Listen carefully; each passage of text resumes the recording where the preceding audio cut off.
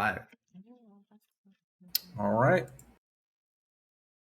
Welcome back, everybody, to our weekly D&D session. This week we're a little bit early due to the holiday. Everyone had some time off, so we were able to come back today instead. So welcome back, everybody. How's everyone feeling? Feeling good. Feeling like the DM's trying to kill me. What's new? That is not a new thing. I'm a true neutral DM, guys. I'm here to just tell the story and, bring these NPCs to life. And, whatever you guys do is what you guys do. If you guys kill yourselves, that's your own fault.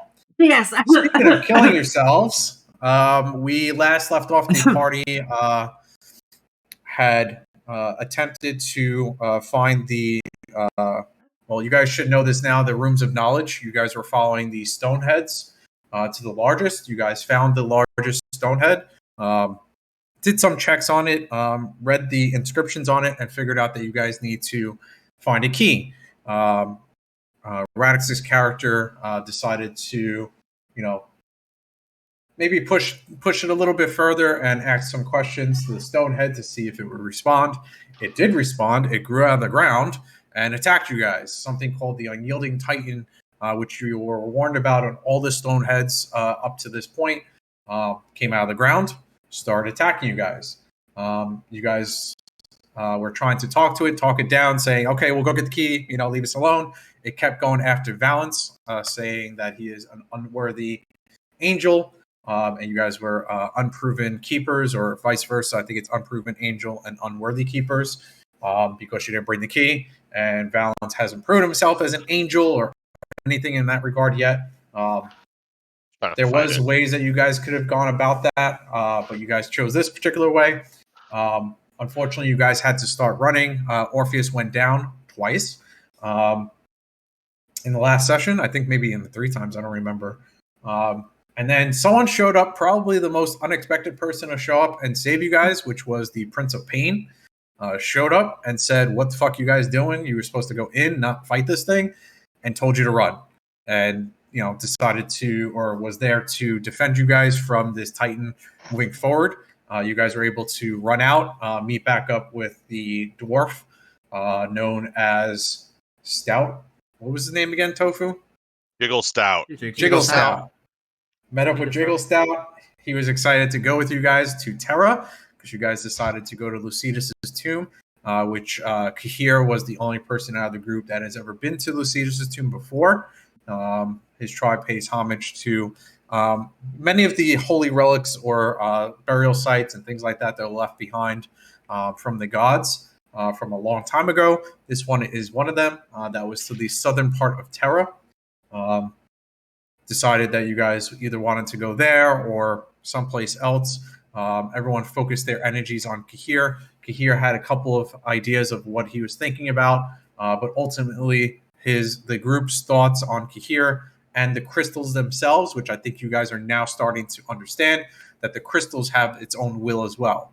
Not too sure why the crystals have their own will, but they do have a voice as well. I think you guys learned that the last time when you were speaking with Sinella and Merloki and General Corvus, who's now Commander Corvus, acting commander. You guys learned that these crystals have a voice. So the crystals, along with the group, you guys came together, did your ritual of slip, and decided to slip into Terra.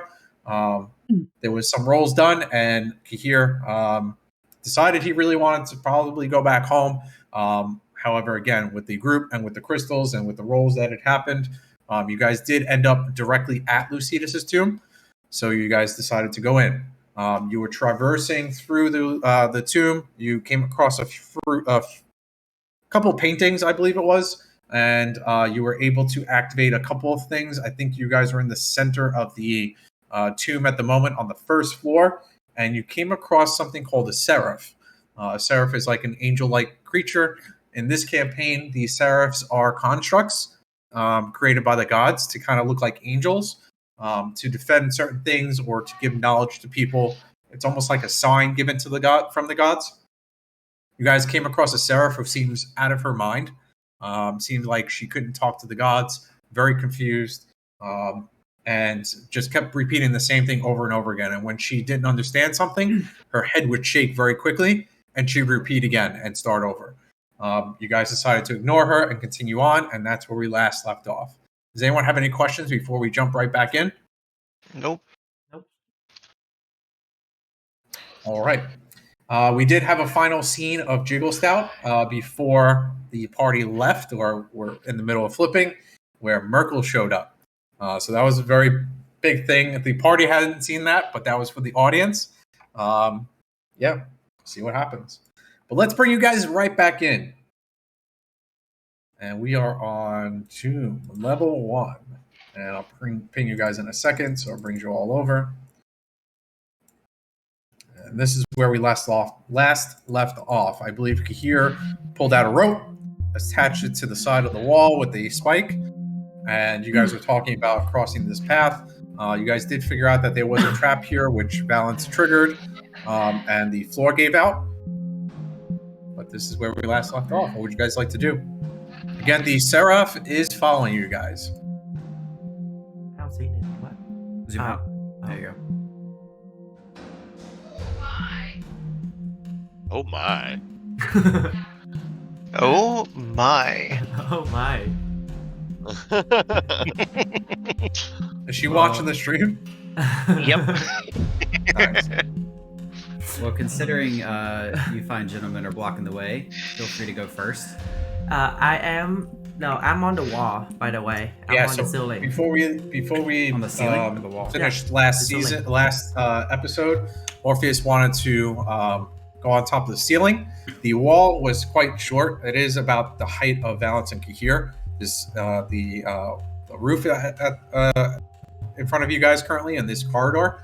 So Orpheus is currently walking on the roof upside down, Can I come and he's over? doing so quite easily. I'm gonna come over to. I'm gonna go ahead and scout out the area. So I'm gonna go over here, and then can I do a perception check for trap? Sure. Still on the wall. I haven't dropped yet. Yeah, you're still on the ceiling, like looking down, right? Yeah. Oh God. Okay. Quite dark in here. Again, it is still very tight. Nothing that you can notice at the moment. Sorry, I don't see anything. It's dark in here.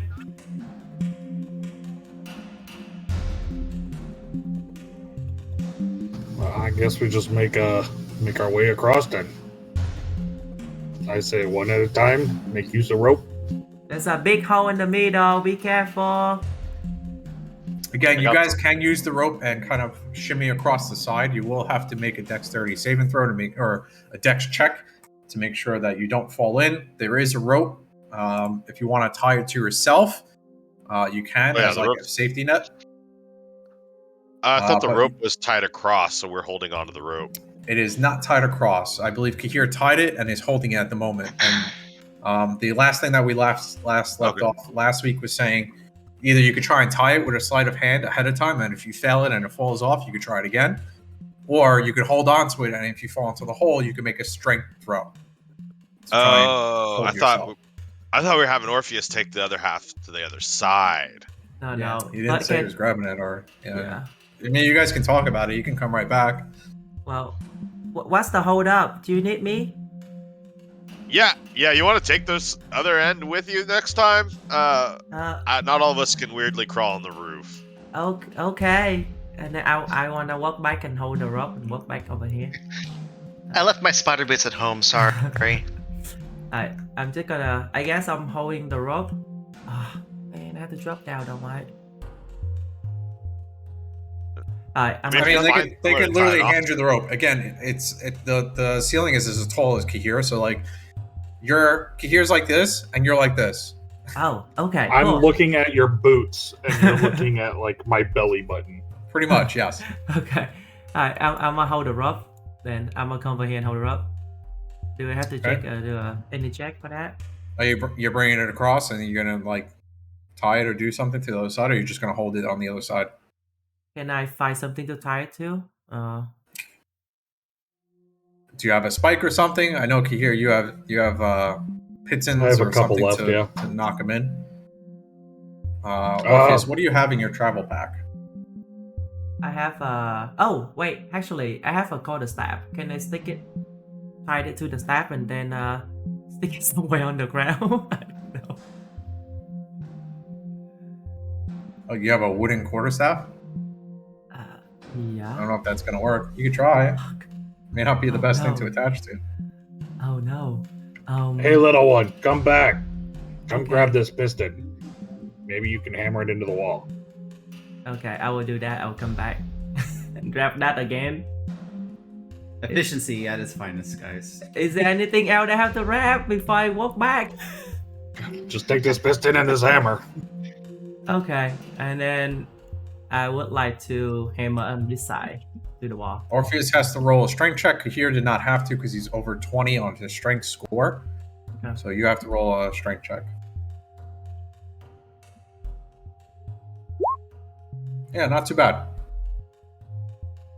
You hammer it in. Did I make you roll a sleight of hand last time, Kahir? No, right? Yes. No, I didn't.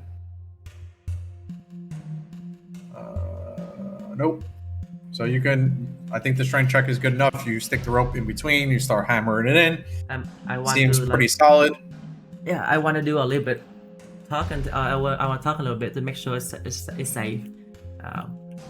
Yeah, seems pretty stable. You're holding on to it. You let go of your feet, and you're dangling by it. You put your feet back up on the roof. Seems pretty stable. At least it held your weight. It's good to go now.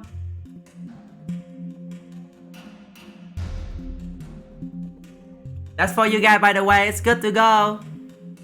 All right. I guess I'll give this a shot first. So I'm gonna take a grip on the rope and start footing my way across. All right, give me a dex check. Yep, you're fine. You're literally leaving your back against the wall. You know, kind of like wow. sidestepping across, holding onto the rope. You're doing fine. You can keep going, and you're safely across. I definitely would not be putting my back to the wall. Or would you just be holding onto the rope, coming across with the rope? Yeah, technically. Okay. Who's next? How much of the floor is gone? I mean, obviously, there's enough for us to skirt on either side. Correct. So there's enough for like footholds. Pretty like much, yes. Foothold? So yes, Okay. That's what I was referring to. So on both sides here and here, again, the hole is more towards the center. So and how wide is the north corridor? end and the south end? Like it's, let's just say this is your boot, right? And this is the rest of the wall. It's like this. So that's why you're making dex checks as you're crossing. And how wide is the corridor? About 10 feet in length across. Okay, so this area is wider than what we've seen in the past. Yeah, the when you guys went south, it was literally like 5 feet across. Like you guys were, your elbows were basically able to hit each side of the wall. On this side, it's a little bit wider. This hallway itself, yes. Okay. Well, then that changes my plan. I'm just gonna do what. Or are you gonna hold out your arms like this and go across? Nope. I was gonna grab the rope and I was gonna put 1 foot on the left wall and 1 foot on the right wall and just walk across. I mean, you could do 10 feet's a 10 feet's a little far for me to split. Try it. Yeah, go for it. You're still gonna do a dex, but I think it looks cooler. Go for it. You're a big guy. I think your leg span could go across. Oh yeah, easily.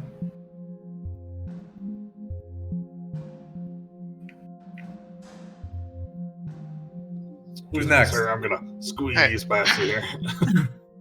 I guess I'll go next. I'm gonna inspect the rope first just to make sure that the rope is still steady and secure into the wall. Yep, pretty solid it seems. Alright, so dex save 19. Again, here. Doran literally looks like Legolas as he's running up the wall, running across. Jahan, you're the last up. You do have the rope on one side with the pitten in it, or a spike, not a pitten. Yeah. Pitten's actually used to climb. This is an actual spike in the wall. Right. Do you guys want to leave it here in case you're coming back this way, or do you want to take it with you? I say leave it. I'm gonna ask the Seraph. Like, I was saying, we're about all the way across. You can follow us. We'll take you to where you're going for. Would you mind taking the spike out and bringing it back to us so that we can make it all the way there?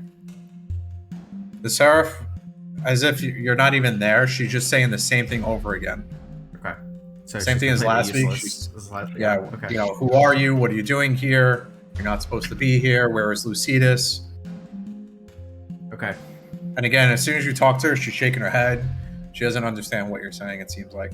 Okay. Well, we're just gonna leave it because we might need to come back. So, same thing again. I want to inspect. Does the pin still look like it's secured in the wall with the rope? Yep. Okay. Then I'm gonna go ahead and walk across with the rope in hand. Yep, deck save. Hold on, it's taking a minute. Buddy. Hey, Kahir, you see what I see down this hall? That's a fail. Roll me a strength check to pull yourself back Focus up the red. as your feet are dangling yeah. across and you're holding on. Yeah, you're okay. You can use your strength to cross now as your feet are dangling like this. Okay. All right. And I'm gonna say the same thing over here. As you turn around, the Seraph disappears and reappears in front of Balance. Okay. So yeah, I'm just gonna say the same thing to these guys over here. Just like we should leave it in case we come back. That way we can get across the same way. Ooh. I'm just gonna stare at the Sarah. I'm like, you good? You aren't supposed to be here. What are you doing here? Where is Lucedis? I'm gonna walk past her and step on that.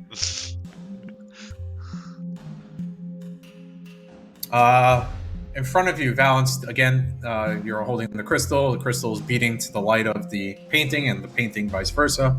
The painting lights up, and there is a depiction of two weapons. One looks extremely familiar to you, Valence. Thorin, as you're walking up, the second weapon looks familiar to you as well. A female voice, again, comes up, and you guys can all hear it. There is a depiction on the painting of two weapons.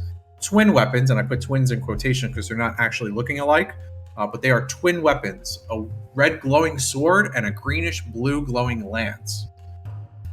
Female voice speaks up. The lance, referred to as lunar eclipse, was never found. The other twin sword of the god Asta, a longsword by the name of Dawn's Brissinger, is held by the ancestors of mortals, yet unknown what mortal race the longsword changed hands to. But it is known that it was given to a race from Niflheim, although its powers were sealed. It was given as a gift to the race who showed the most reverence and respect to the gods of the moon and the sun.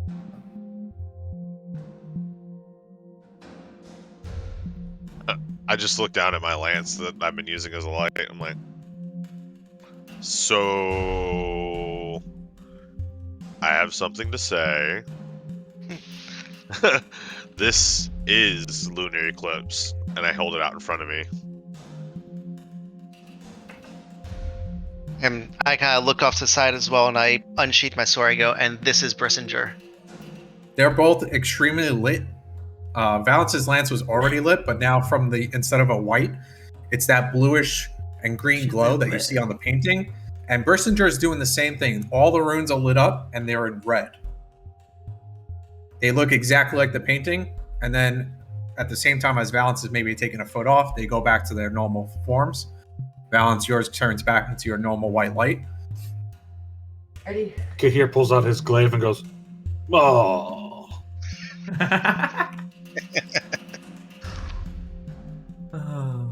As So Valence it's maybe cool. takes a step off, or kind of turns to the group and shows him his lance, the Seraph speeds ahead of you guys and is somewhere else. Basically flies off in a direction, screaming as she's flying. Where's she going? That is a very good question. But how many of these locks do you think? Everyone roll We me need to perception open. check as you say the locks. Boop. Kahir's just still looking back and forth between Thurin and Valens, going, "The heck?" Kyver's like, what's a lock? He's like, I What are we want to doing be here? fancy. This kind of works out because Valence and Thorin were the ones that saw the iron door to the south. You guys, in that same direction where you saw the iron door, again you hear a ka-chunk, like a gears turning, and a small creak, the littlest sound of a creak. But Valence and Thorin, you guys both hear this. Everyone else maybe heard a little bit of rumbling after Valence stepped off the platform. Think we did enough to open that door yet? Suspect it's entirely possible. It was a very heavy door. I think that's where All she we went. know is this is dead end now. You think that's why she went, Johan? I don't know. She ran off pretty quickly after we hit the switch. Oh, But Well- honestly, I feel a lot safer with her not here than I did when she was staring at my back. Fair enough. As I keep walking down the hall. She was tweaking out. I thought about giving her some of my coffee. Unfortunately, you guys are gonna have to traverse again. We left it there, didn't we? Yep. Yeah, the rope's still here. All right, Same let's thing. see. It's gonna be see who dexterity dies. check. If you fail a 15, it'll be a strength check. Yeah. you guys go on ahead. I'll stay here to take the Except rope when you guys done. Yeah, except for Orpheus, who can walk the ceiling / walls. He's like Spider Pig. Abilities. Spider Pig. Do whatever a Spider Pig does. Valence is just fucking books it across. Thorin again looks like Legolas running across the wall. Traherne, for some reason, is having really bad day with his footing. I got Roll me a butterfingers. strength check. Hold on. Is anyone else grabbing the rope as he's about to possibly drop down? Well, I'm holding the rope. I say I'm gonna stay here to take the rope at the end. Okay. Right? You fail your strength check. The rope on one side snaps. The side that's on Thorin's side. Orpheus, roll me a strength check.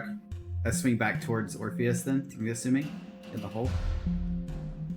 What kind of wood am I use? Jesus Christ! Oh my God! Orpheus, you're starting I'll to get take a dragged step as up. well. Kahir, you want to try and save I'm gonna this? try or- and save this. Yeah. Oh, Hey! that's a natural 20. So Kahir pulls Traherne back. Orpheus was getting pulled down. I'm going to move the rope to here now because this is where Orpheus landed. And you guys are pulled back up to where Kahir is. Again, you're going to have to make some checks, but this time the rope is not usable. Okay. It is snapped on one side and it's just dangling from the other side at the moment. And it's also cut in half. So Kahir, your rope is in half. I think it was 50 feet before? Yeah, I have two 25-foot segments. It's now two 25-foot segments, correct. You can retrieve the other piece at Thorin's, where Thorin is after. Okay. Kahir, you can also attempt to throw the group across. What I was gonna ask. I was like, we have two options. Either you can throw us, or I still have a rope we can use. You not care, me throw you. Yeah, go for it. Before you throw anything, Thurin kind of looks over at the group as like, I think Kahir needs a little bit of extra power, and takes his shield out and just sticks it down and casts guidance on Kahir. Is guidance a touch or is it ranged? I think it's a touch. Yeah. Is it touch? Touch. I know there's like one particular class or mechanic that can turn it into a range, but I think it's touch. I think someone else in the party has guidance as well, doesn't they? Don't they? I do, but Just it's Traherne? melee. You ready? Yeah, for you're it? next. next to him. Kahir. What are you talking Oh about? yeah. Oh my God! So Thorin, maybe instead of Shark. casting guidance, you say that out. Like maybe Yeah. someone can help Kahir out with. Sharka, ladies and gentlemen. Shark. It's been a Maybe long someone day, can help guys. Kahir out with his strength here. No need. Oh, yeah. Kahir got this, and he goes into a blind rage. Ooh! All right, here we go. And me being in rage gives me advantage on strength checks. No, not me! This is very scary, Traherne, for you. You have a dude that looked muscular before now raging out grabbing you by wherever you're grabbing him here. Being inside the temple, you see the green essence of the bear paw on his glaive light up, but this time it stays lit, and his emerald eyes almost seem to glow in the dark at this point while he's raging within the tomb. And he grabs Traherne one-handed by the back of his cloak and just launches him horizontally straight forward. Whoa! Easy on the coffee, okay? Don't grab the coffee. Traherne, you land right in front of Thorin. Thorin, roll me a dex save to not get hit Oh by my Traherne. god. This was a fucking throw. Yeah, you very easily just dodge out of the way as Traherne goes flying past And I you. land at Valen's feet. Pretty much. I'm just gonna back up now. Take a couple steps back. And I'm Your going turn. to You want to run and jump? I'm going to run and jump and just use my athletics to launch myself across the hole. Go for it. Very easily. Orpheus, you gonna collect the first half of the rope? Yes, I would like to try to remove that now and then collect the rope. And here you're probably doing the same thing on the other side. Yeah, his race is going to end. You're going to see like his shoulders kind of slump a little more, his muscles kind of retract just a hair, and the glow goes out of his eyes, and the bear paw shuts down, and he just turns like nothing happened and starts undoing the rope and putting it Maybe away. giggling to himself that he got to throw a pointy-eared man. Yeah, just kind of happy-go-lucky, just da-da-da-da-da, yes. Oh my god. You see Thurin kind of like cover his mouth and look off to the side, and using thaumaturge, he makes a whisper appear on Kahir's shoulder, and you just hear him you just hear a little whisper in the voice of Thurin right next to you, going, "Should have thrown the little one." You can hear giggle to it. Orpheus, did you cross him from the roof? Yeah. Crossing. I'm assuming you're handing off the other half of the rope to Kahir again? Yep, and I also give him back the hammer, right? Was it a hammer that you gave me? Yes. Yeah. Hammer I'll and his spike, maybe if you were able to rip it out. Yeah, I give Kahir back those. My character's very invested in figuring out what the hell's going on. Yeah, you guys have pretty much now discerned that you've gone across this whole, at least first floor. Being that, you went from one end to the other and following the walls, and you didn't see any other, ways leading off, you can very safely head back south, Balance. I think you were in front of the group pretty much this whole time anyway, so you're leading the group. Everyone can pretty much hear Valence's armor hitting the floor as he's scraping past the hallways here, heading back to the room with the coffins. I'm in the wall. And as I turn the corner, I see Big Glowy. I'm like, there she is. Where she went? Such a humble As you sight. approach, she speeds in front of you, slams open the iron door that was slightly opened, slams past it, and goes ahead of you guys Whoa. and heads down. Bye, thanks. I keep walking. She creeping me out. Oh, what just happened? You good, pointy ear? We not hurt you, right?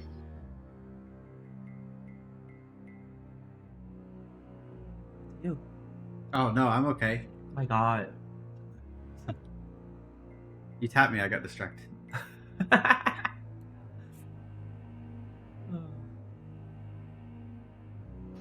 As you guys approach, again, you head down a long staircase. Takes maybe about 3 minutes to go all the way down.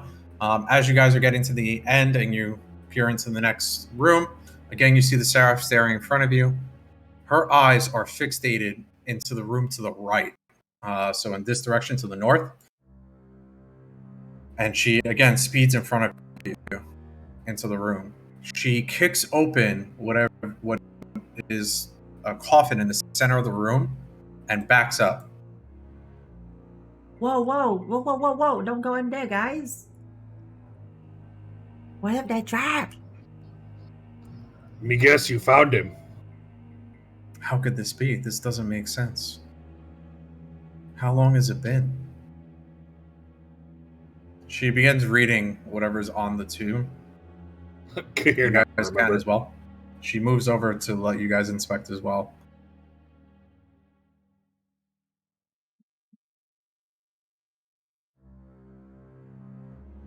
Inspection. Maybe what? Investigation? Thorin, here seems like a language you guys don't know. Investigation. Balance seems like a language you don't know as well. I'm gonna do However, investigation. it's very dusty. Maybe there's more stuff written here. Balance. I start dusting everything off. As soon as you touch it, the female voice speaks up again, same one from the paintings, and says, "Here lies Lucedis, Tristan Dragoon, the last angel and the first keeper of the crystal. Date of death, 3,500 years ago." She just As said you so inspect the possibly the body inside Valance, as you maybe move the opening of this a little bit further, inside the coffin lies a bone body with bones protruding out from the shoulder base, where it looks like maybe there was wings once. The bones are also missing a hand. I look closer and to see if that's the hand with the missing ring. Yeah, the other hand doesn't have like anything on it, nothing shiny. However, everyone is frozen in place. And give me a second. Balance, you get a very strange feeling, a cold chill down your back. Let me grab this and put that. Oh, hi, Cairo. Yeah, it's definitely Cairo.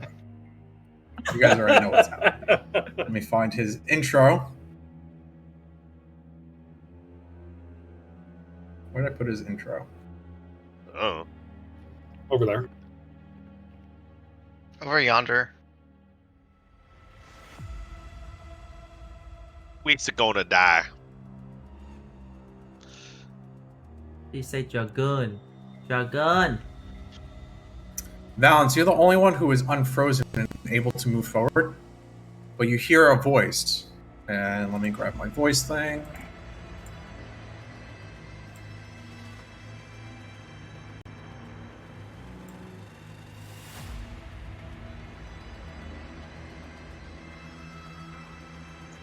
I don't know if it's working or not. Let me test it really quick.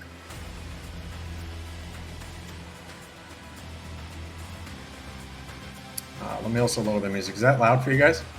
No. No. Oh. Radix. What's that? Unrelated, but if your wife has problems with eye drops, she's gonna have a real hard time with LASIK. Yeah. Testing. Does this sound okay? Sounds the Sound same the as you same. normally do. Oh, okay. The voice changer's not working. Well, regardless, let's get into this. Valance. You take a step forward, and you see Cairo. Cairo appears to be sitting on a throne chair with a severed hand in front of him. He speaks up to you and says, "So now you know a little truth behind the betrayal of your ancestor, Valance. Yes, it is I who persuaded your great-great ancestor to betray the gods and steal the weapon on your back. Yes, it was my doing that made the angel lose his wings. My foolish brother Asta and that bitch of a wife Charlotte were going to give those weapons to mortals. Did they not see it would change fate? Mortal beings with godly weapons, playing with death and chaos? Ha! It was like they were trying to make my role as the god of death harder. All for their beloved mortal children, the pathetic fools. Where are they now? Valance, hand over the lance." No. I refuse. You refuse? Fine. Destroy them and bring me the lance. Cairo, again, disappears in a puff of smoke. As he disappears, everyone's able to move once again. However, the Seraph behind you flies forward and seemingly changes. Hang on one second.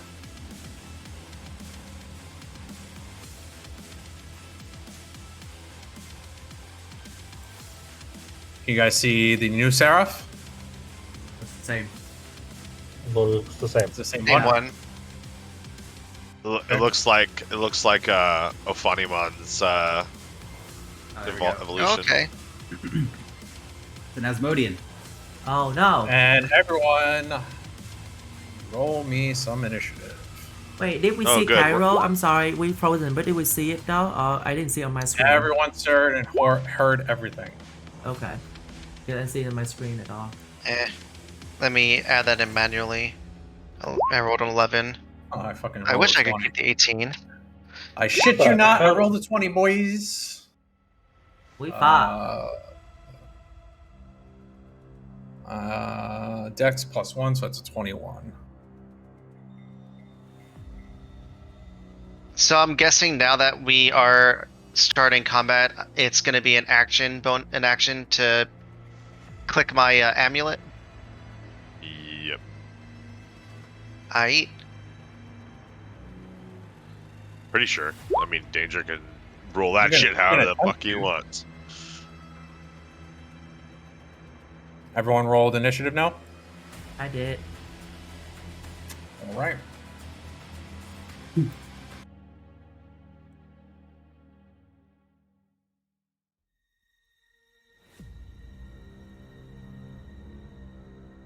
Let's see. Seraph. I think I have a handout for how the Seraph looks now. Let me see. Do I have one? I do. This is how the Seraph of Terra currently looks. Oh. Wait. As she approaches, Okay. she moves in front of you, Valence. She has entered your threat range. If you have an I get ability, Yep. do whatever you got to do. I'm a hitter. However, when she moves, it's not like the wings on her back are moving. It's more like she's just floating forward. And go ahead with your attack. 22 is a hit.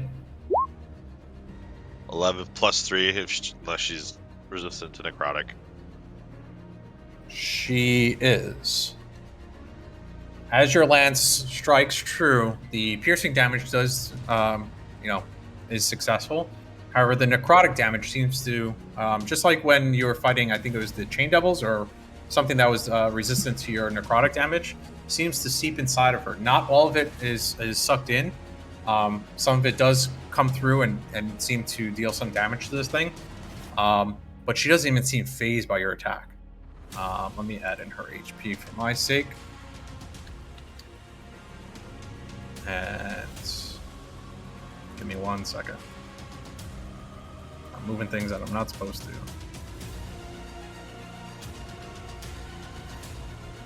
Sorry, I didn't mean. Oh, never mind. I think that's through. There we go. How much was that? 11, 12.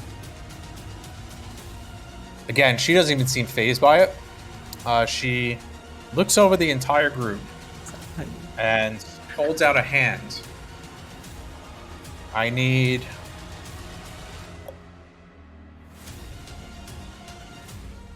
Kahir and Orpheus to roll me some wisdom saving throws. And the reason why I need 2 of you is because she's twinning her spell of Hold Person. I have 11. You both are stunned. Oh, great.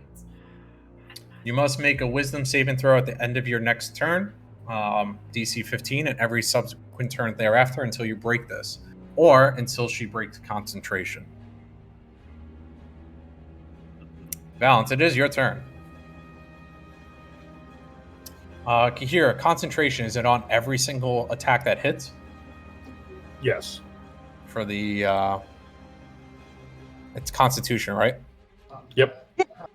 And that was level Level 2?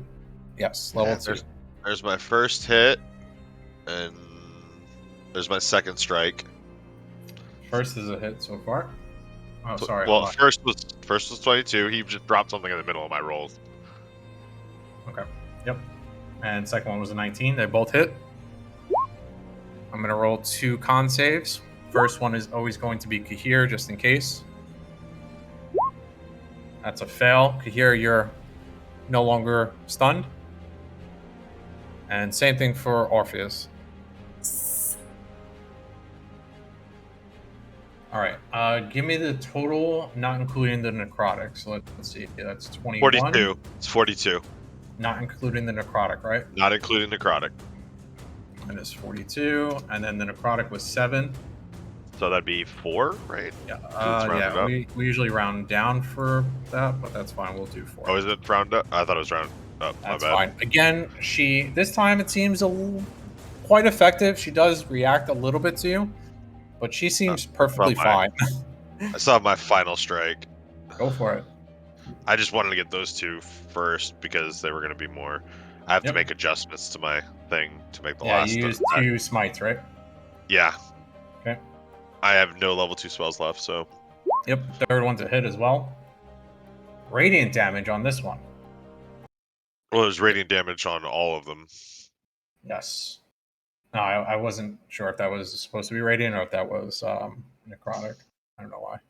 Yeah, no, that's just 10. it's just another smite. Yep. All right. Valence starts wailing on this fucking thing. It turns to you and speaks to you.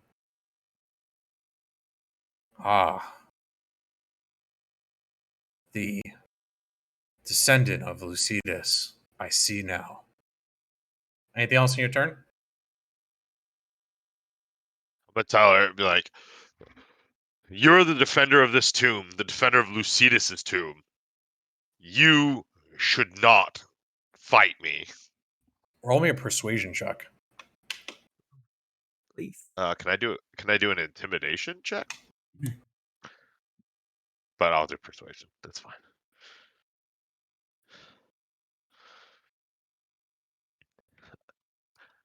I'm gonna use my fate roll and change her whatever check value it is to that number. Hold on to it. It's a 6. Okay. Oh, It's a 6 plus 3. Still lower. the 9. Okay. She takes a step back.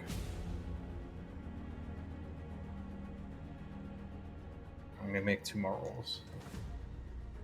That's a make, and that's a fail with a 1. She screams and goes through the ceiling. What? And combat is over. What? Again, you guys just hear an extremely high-pitched scream. What was it the last time when you guys were...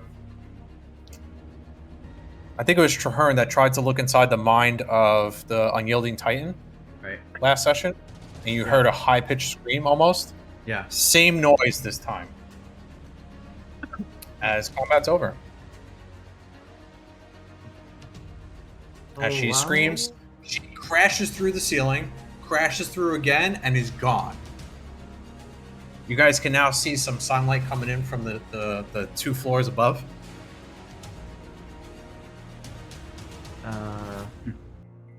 For another What group. just happened? What just... Okay. Well, apparently. Way to go, Valence! That's my guy! Yeah! Well, apparently, being a descendant of Boney here has worked out for me.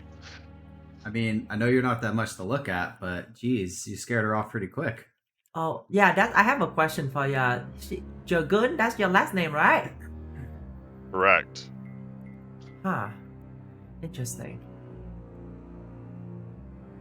This is apparently long up my line.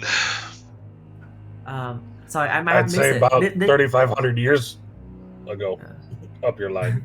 So I might Yeah. have missed it. Did Cairo drop the hand? Balance, turn around. You could take a look at the where he was sitting. Yeah, I could see a ring. So I moved up towards the throne. Do you see a severed hand as well? I do. There is a severed hand and a ring sitting to the right of the throne, or the And left on your. it doesn't look like all degraded like that. Yeah, it definitely does. Just not bony. So this has been preserved effectively. Seems like, yeah, the ring was possibly preserving the hand. I reach towards the hand to grab it. Okay. Anything You happen? have a hand with a ring on it. All right. I'm gonna pull Take the ring off. I'm gonna pull the ring off of my hand. The hand again disintegrates into your hand as the ring is removed, and there's now just bones of your great ancestor. I move over to the tomb, and with the hand, and I place it back inside the tomb, where it should have been. You guys are free to explore. I'm gonna look through the actual tomb, see if there's anything inside before I push it closed. Nothing else except for a couple of feathers.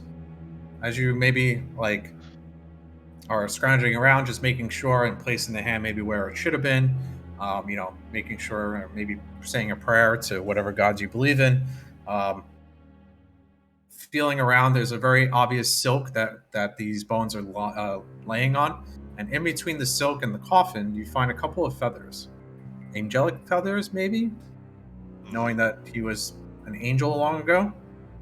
I'm gonna pull the actual feathers out.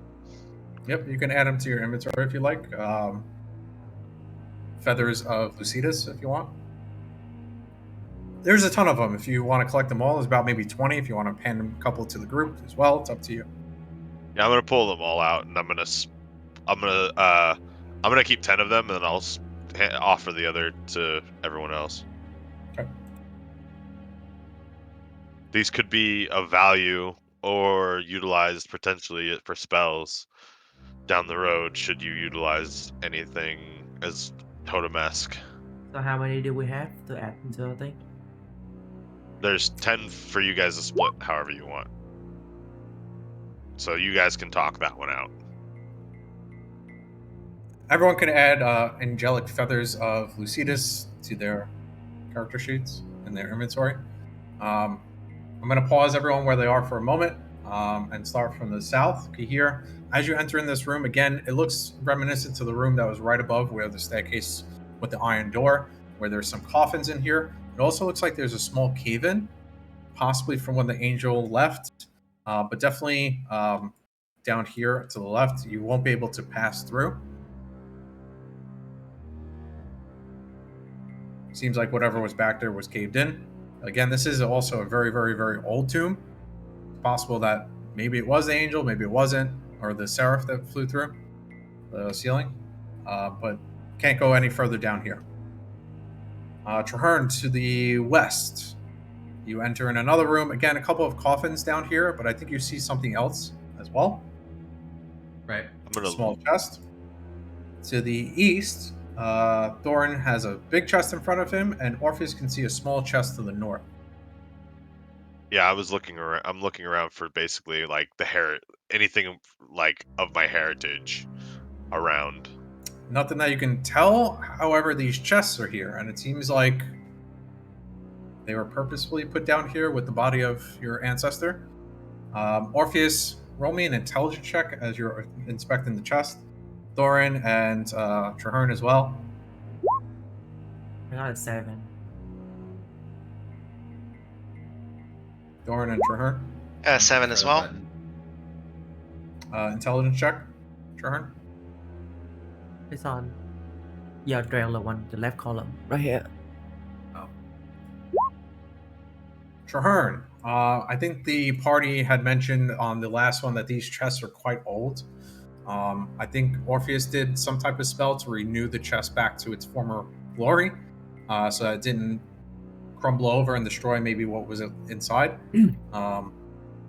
Might be useful to have Orpheus do that to these chests so that you guys can open them safely. They also don't look locked. I would like to do that for me. Well, you failed your intelligence check. Is Oh, Traherne, goddammit. you want to run back to the group and let them know, hey, maybe Orpheus should Yeah, I will.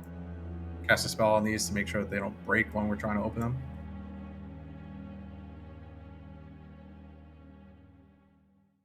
I should be within earshot. Hey guys, I found a chest over here, but it's old. I think Orpheus or somebody should come take a look at it.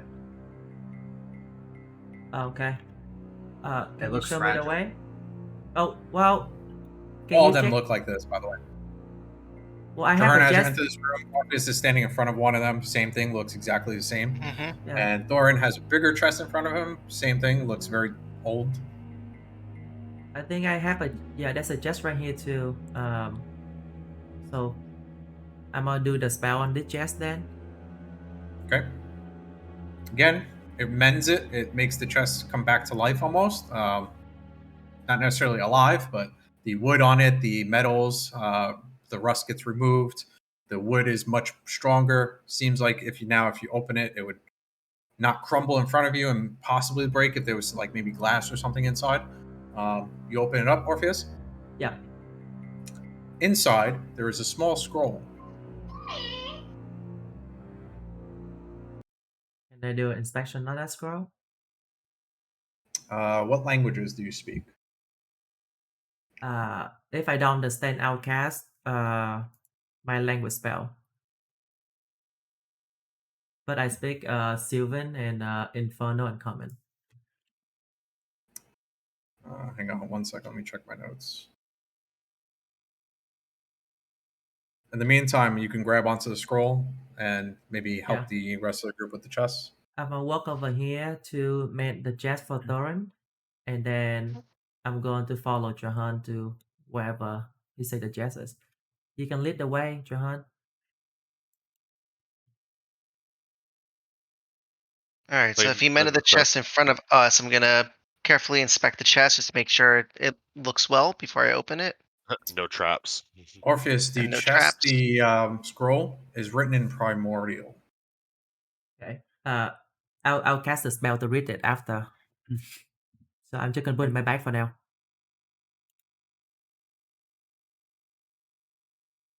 You guys opening the south chest now? Or you're moved Yes. over to the west? Okay. No, it looks I- like Orpheus went to... Oh, he did it on that chest. Yeah, and then moved Orpheus over. came Yeah. down to Thurin where Thurin and Valens is, and cast a spell, and then moved on to the Okay. other, go to the other one. In this chest, there is another 200 gold and a small ring. Right, so I'll pick up and inspect the small ring. Your sword begins to glow red as you pick up the ring. Hmm. And you read the runes on your sword, and the runes basically tell you fire. This is possibly a fire resistance ring. Okay. Something new that you've now noticed with your sword is able to tell types of elements, specifically types that you're more familiar with, such as fire and radiant. Just a quick heads up. Brissinger has some added properties, which I'll add in for next session. All right.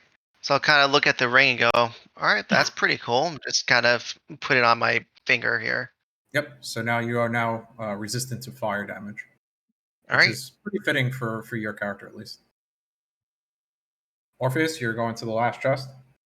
Yeah, I like to make that live chest, and then Yep, I Traherne, let you wanna Jahan open it. open it? Yep.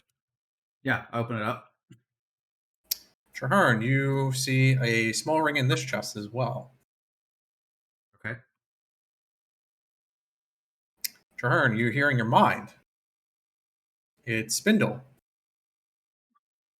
I know that ring. Hey, Spindle. Sorry again for not calling you out at the goblins. I'll make it up to you. That's okay. I'm over it. That's a ring of invisibility. That's pretty cool. I've seen that ring before. Your sister made a couple in school. That's really cool. So I'm gonna reach down and pick it up. Very powerful. Is there anything else I should know about it?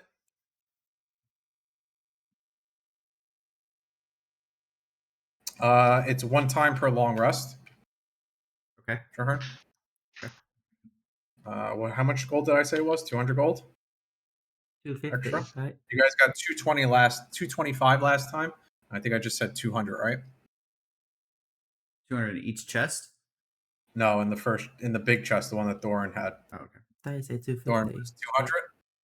Yeah, it's 200. Is what you said. Yeah. And then the other one had 250 or 225, which Kahir opened, I believe. Yes. And Kahir had the +1 armor. So that's what you guys have gotten in total in this dungeon. However, you guys have pretty much inspected every inch of this place. There's nothing left.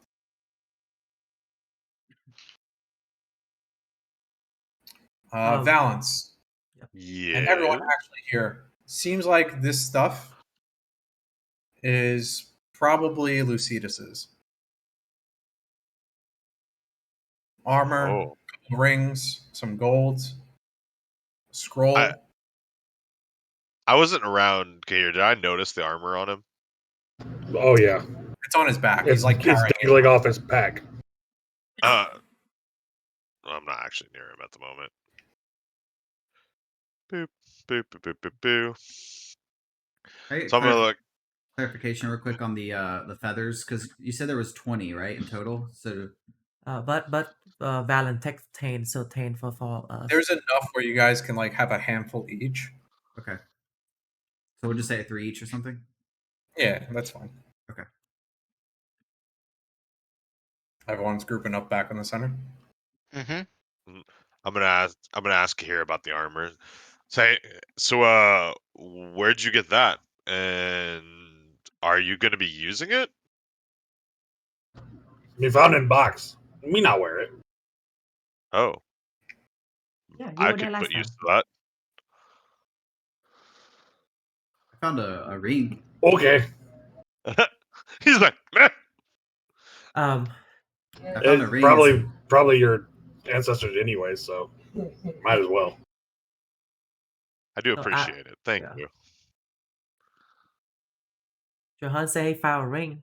Yeah, it has a Spindle was talking to me, and he said it helps with invisibility. That's pretty That's cool. fantastic. I mean, I think it's useful for you, Johan. I mean, Balance.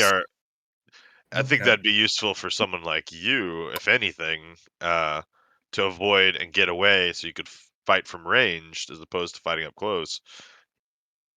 I mean, yeah, but I also have some spell similar to that. Fair enough. Yeah. But I got the scroll, but I don't understand what written on it. Do you guys know this language? Does anyone know Primordial? No. No, apparently everyone wanted to know Celestial. I don't. Um, But I will cast this spell, Danger. Since nobody know that, and then I'm gonna do that spell, Sure. and I'm able to read that. Orpheus, something rings out as you're beginning to read out this scroll and look at the words on it. Some of the items in the shop that you guys went to, the dwarven weapon shop, Okay. kind of you see the inscriptions and you kind of think back, oh, I think I saw this at that dwarven shop. Possibly an old language of dwarves. Putting 2 and 2 together, it was the dwarf guy that owned the shop, and you're seeing the scroll and all these writings. Maybe it's dwarvish, kind of. You're not too sure, but you can very easily read it. It is a scroll of contact other plane. You can add that to your character sheet. If you want to look up what it does, you can. Okay. Dang, everyone wants to talk with the other plane. And Right. Orpheus, it is a ritual spell. Okay. I see. You guys have been successful in retrieving the ring. Let's take our first break now, and then you guys can figure out what you want to do from there. See you guys all in 5 minutes. All right.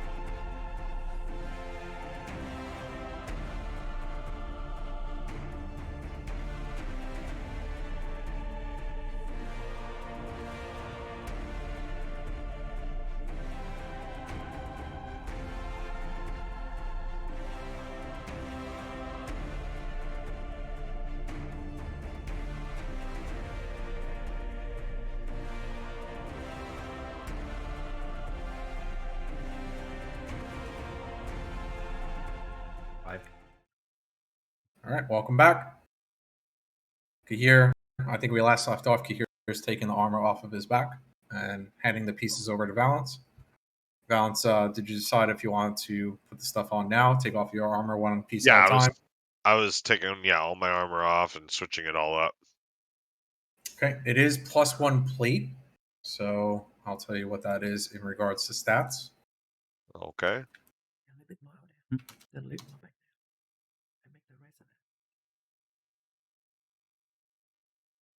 And I'll figure out an appropriate look for it.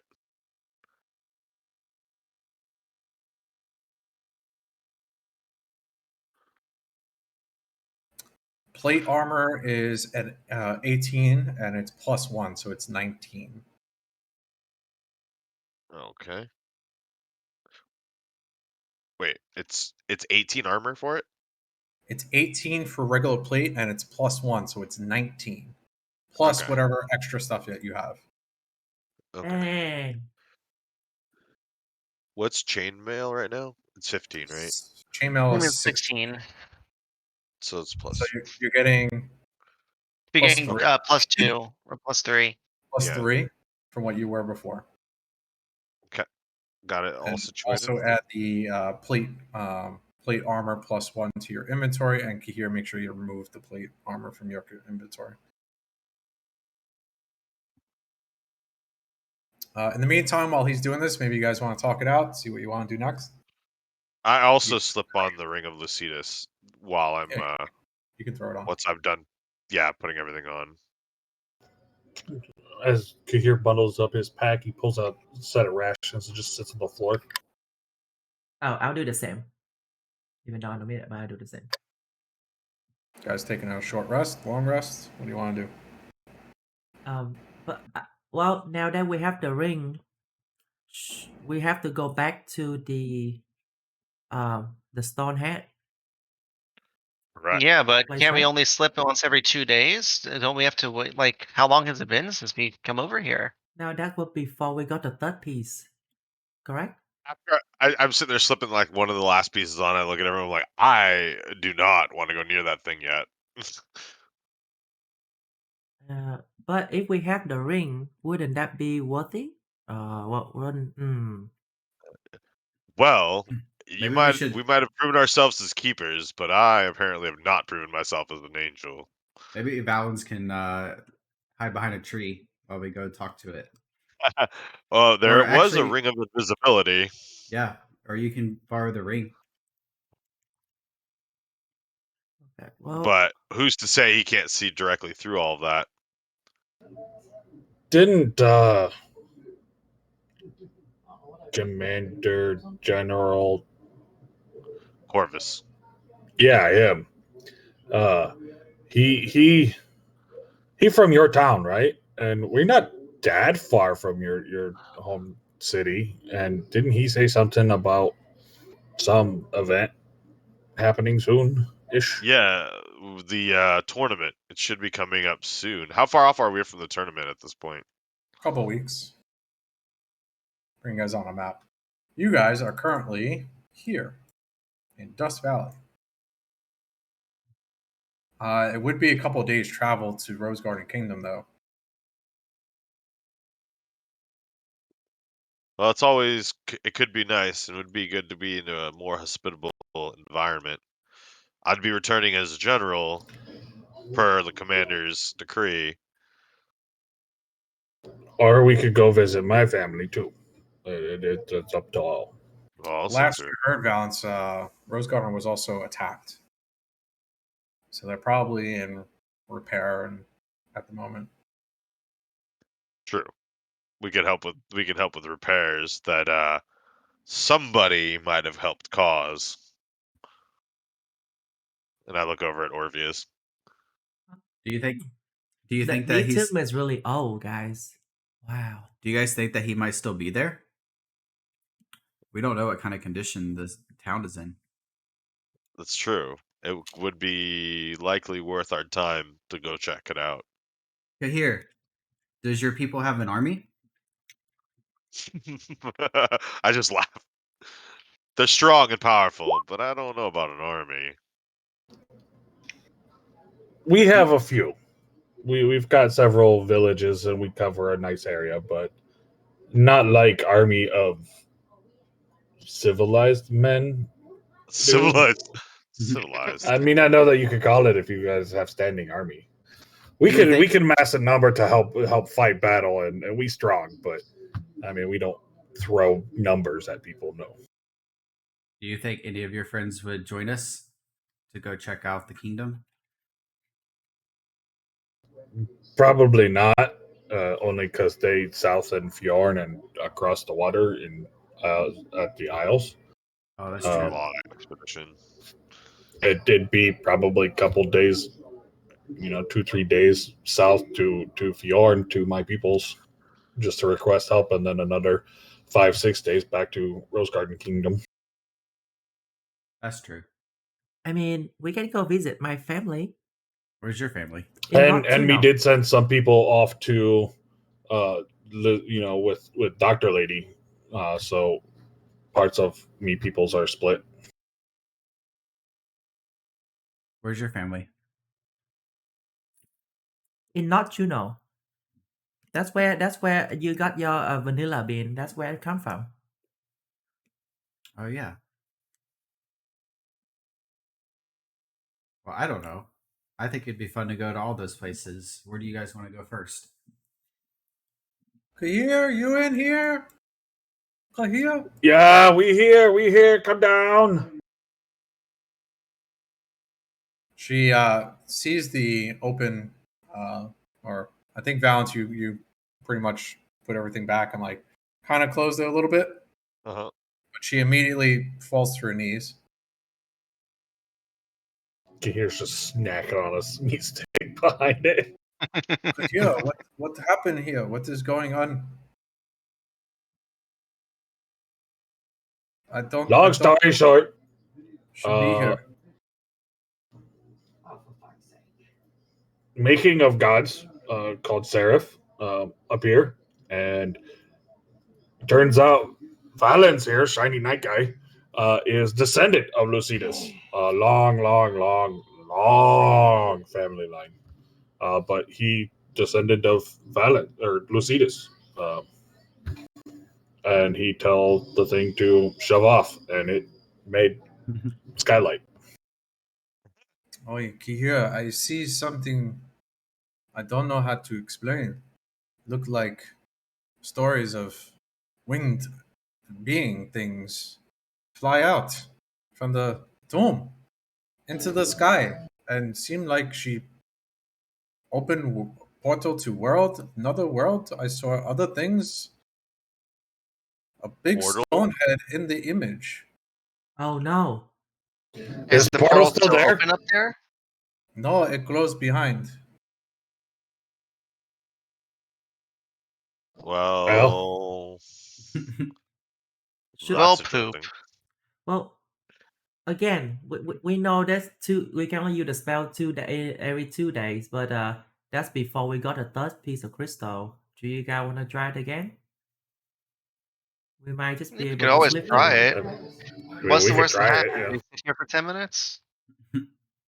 Here, I think we seal tomb and I go back to people and tell them maybe you come soon.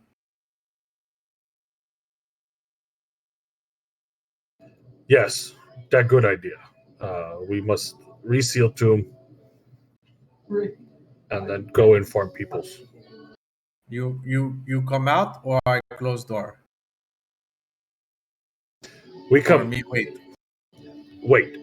If me not come out in half hour, you close door. Okay. Here, be good. You too. Say hi to people. I come over to Kahir and tap it back. Kahir, be good. I'm just gonna give a little. Back up. I Back just give up. I give a little laugh and like, yeah, good's relative. What are you guys doing? Well, trying the what shall crystal, we right? do? Yeah, I guess we can try going there. Lots to do. I mean, we really should see people's too. You should probably see people's too and see what kind of condition Rose Garden Kingdom is in. Uh, we should probably expedite our tasks. I don't know. Kahir all filled with lots of weird emotion he not used to yet. Oh, speaking of, you all decide. Me concentrate now. And he pulls out the pad and the pen and the quill, and he starts Okay. writing a note to Lizette. Oh. You could, if you want, to send it to me, or you want to put it in the chat, it's up to you. Or you want to wait till the end of the session, it's up to you. Yeah, I'll get it together and send it by the end of the session. Okay. Anyone taking out a crystal piece? I'll pull mine out and just Unlike kind of yeah, mostly so just reserve it. you pull it out, you look at it. Unlike before, when the first time you guys flipped and like the crystals kind of lost their light for a little bit and just looked inert. It seems like after you guys flipped here and interacted with the paintings and you're doing your thing, the crystals still they're still lit, like as if you can possibly slip again if you wanted to. Oh, Oops. I kind of Ignore show that. it to the group like I think we could return if we wanted now. I'd very much like to be part of the tournament, but we do have priorities. Also, General Corvus told you it's in a couple of weeks. It's not anytime in the near. It's not like it's tomorrow or the next week. It's a couple of weeks. And being that with the attack, most likely their priorities not on the tournament at the moment. Probably boarding up whatever mess happened and then starting to prep. It sounded like that's what the priority for General Corvus was. He's going to go back, make sure everything's in order, and then possibly prep for the tournament. Can I ask, or I'll just ask anyway. You tell me if it happens. So I want to communicate with Spindale, and I want to ask him if he would mind, like, because we have other things that we need to attend to right now. But we did hear that Valens' town got attacked, and I just want to send him like on an errand just to investigate to see what kind of condition the city's in overall. Would that work? You gonna ask? Yeah. So I'm asking. Well, I'm assuming you're talking to him. The Spindale, yeah. Yep. So I follow you, Traherne, in the other plane. It's like this world. Right. So you can only see what I see? I can only follow you and your sister. Fair enough. Okay. It would take me a lot of time to try and get to another world. But I don't have a crystal piece. I just latch onto you when you slip, whatever it's called. Okay. So if I go back, then you basically go with me. Is that how that works? I can try and head north, but I don't know where I'm going. No, it's okay. So yeah, scratch that plan. Yeah, I'm with you guys. Whatever you want. I tried to see if Spindell could help us out, but he has to follow me. So, if we decide to go back, he'll be joining us. Well, how long have we been here in this side of the dimension? You look at your watch, Orpheus. Yep. 2 hours. So that's It's now 11 a.m. in Terra. You guys got here, it was about 9 a.m.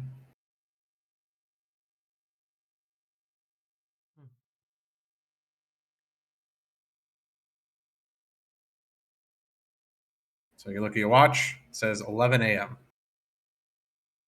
it's only been 2 hours since we got here to this plane.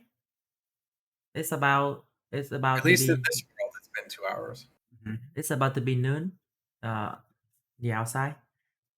But whatever we decide, guys. I think Cause here, people are gonna close the tomb in 30 minutes, right? If we don't come out. Mm-hmm. So what we decide, we have to decide quick. Either we live here, go somewhere in this Terra world, or we have to sleep.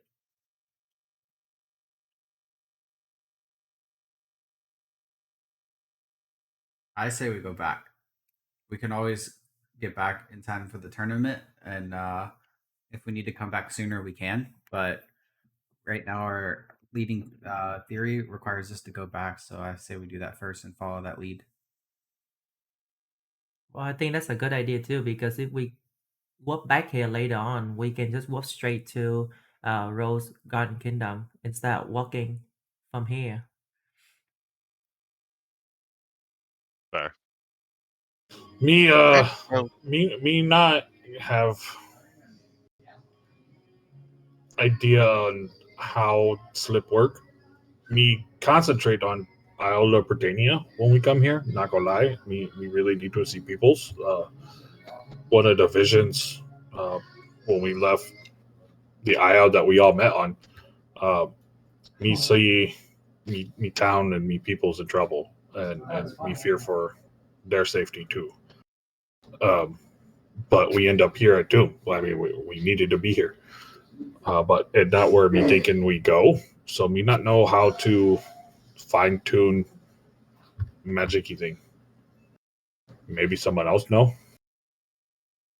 well, maybe the crystals have their own inherent, will of their own, and they are bringing us to the most important place that they believe we need to be at.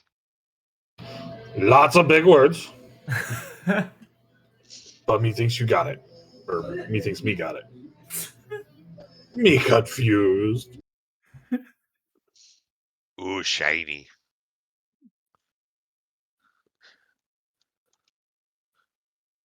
um, I'm up So for anywhere we want to go.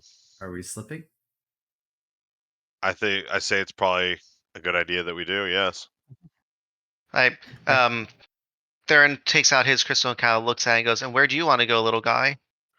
We don't know where the Dark Angel went, where that beast went. Well, this say the the Stonehead me in the me poem. family say that she saw Stonehead, so it near the Gnome City, at least.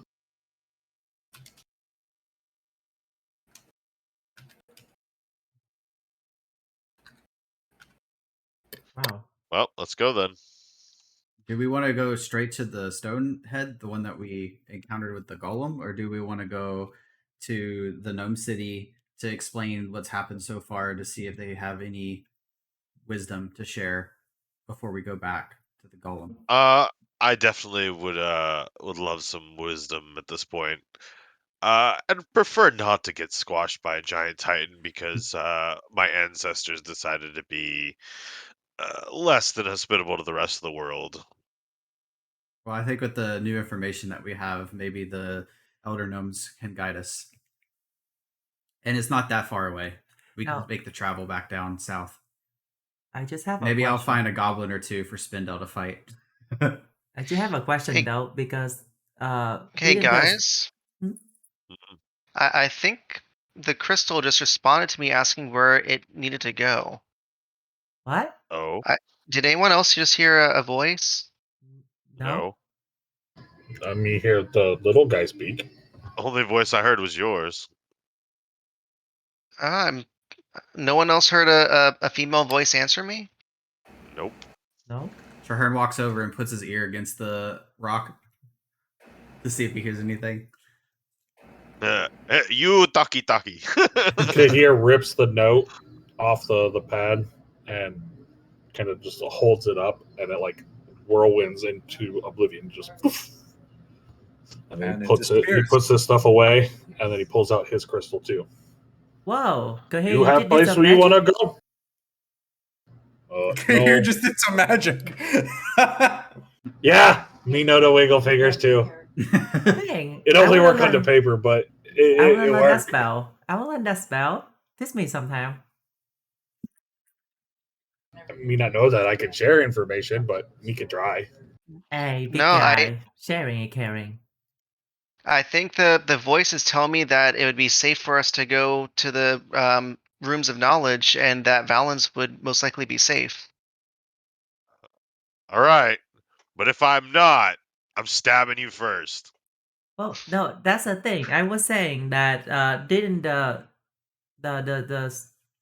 instruction that Valens, the instruction that Valens, they you have a go ahead. Valens, you have a crystal. How about you try talking to it?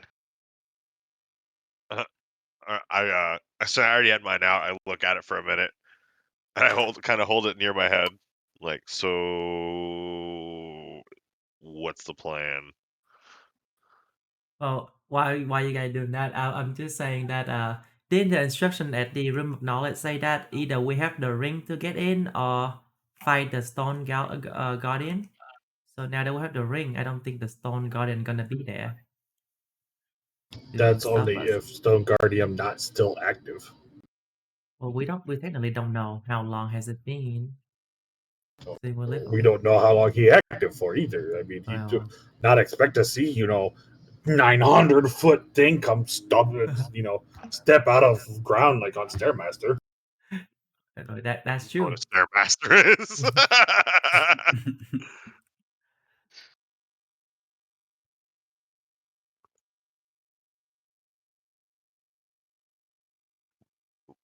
Uh, so did the crystal say anything to me? He's typing. Oh, okay. The crystal is thinking. You see the dot Loading. the loading. Crystal is typing.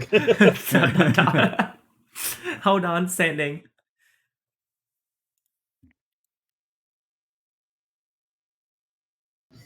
He thinks GPS is broken. Rerouting.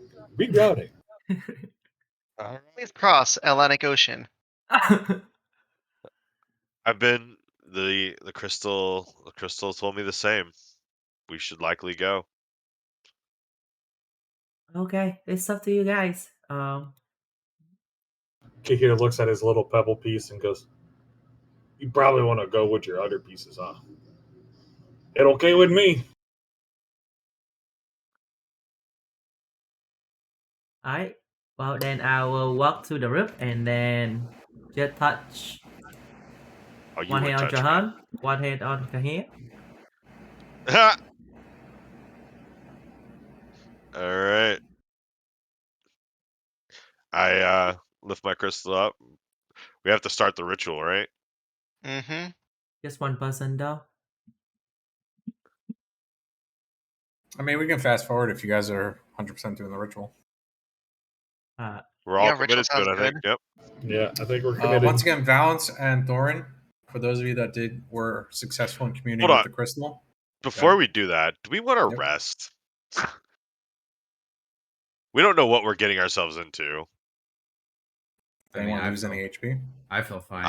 I'm more than half. I'm less than half health. I have no spells left.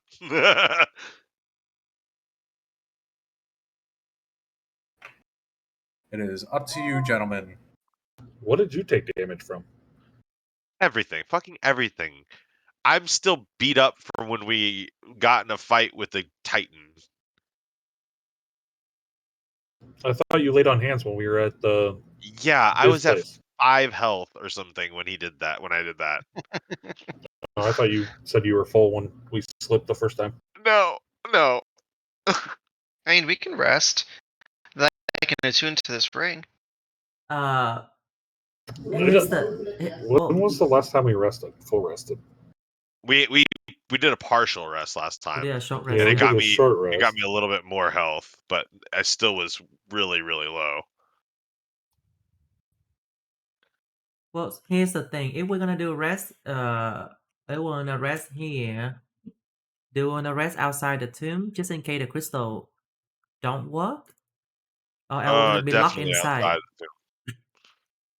All right. I mean, Shahar looks up. Does it look like we can? Yeah. You guys want to rush outside? Because They it's close. been about 10 minutes now. Yeah, it's closing soon, guys. Can we go up through the hole, or do we have to go back out the way we came? No, this particular cavern is much larger compared to where you guys were in the first floor. It was very tight. Too high up to go through the ceiling and then through the floor and so on. You probably have to backtrack. But I can fast forward you guys if you guys are rushing out. Yeah, Before I'm the down door to closes. backtrack Yeah. out. That's fine. Sounds Oh. good. So you guys gather everything, all the stuff that you got, all these coins. You guys got a lot of gold now. Mm-hmm. Yeah, we do we agree? We should to probably split divvy that? it up. Yeah. Yeah. You guys want Let's to do get that out- when you get outside? Let's get outside We first, can do it. guys. Yeah, Or we're let's gonna go be outside. buried in here with the gold, and it'll be no use. Everyone picking up their stuff, running out. Yep. Yeah. I'm leaving behind my old armor.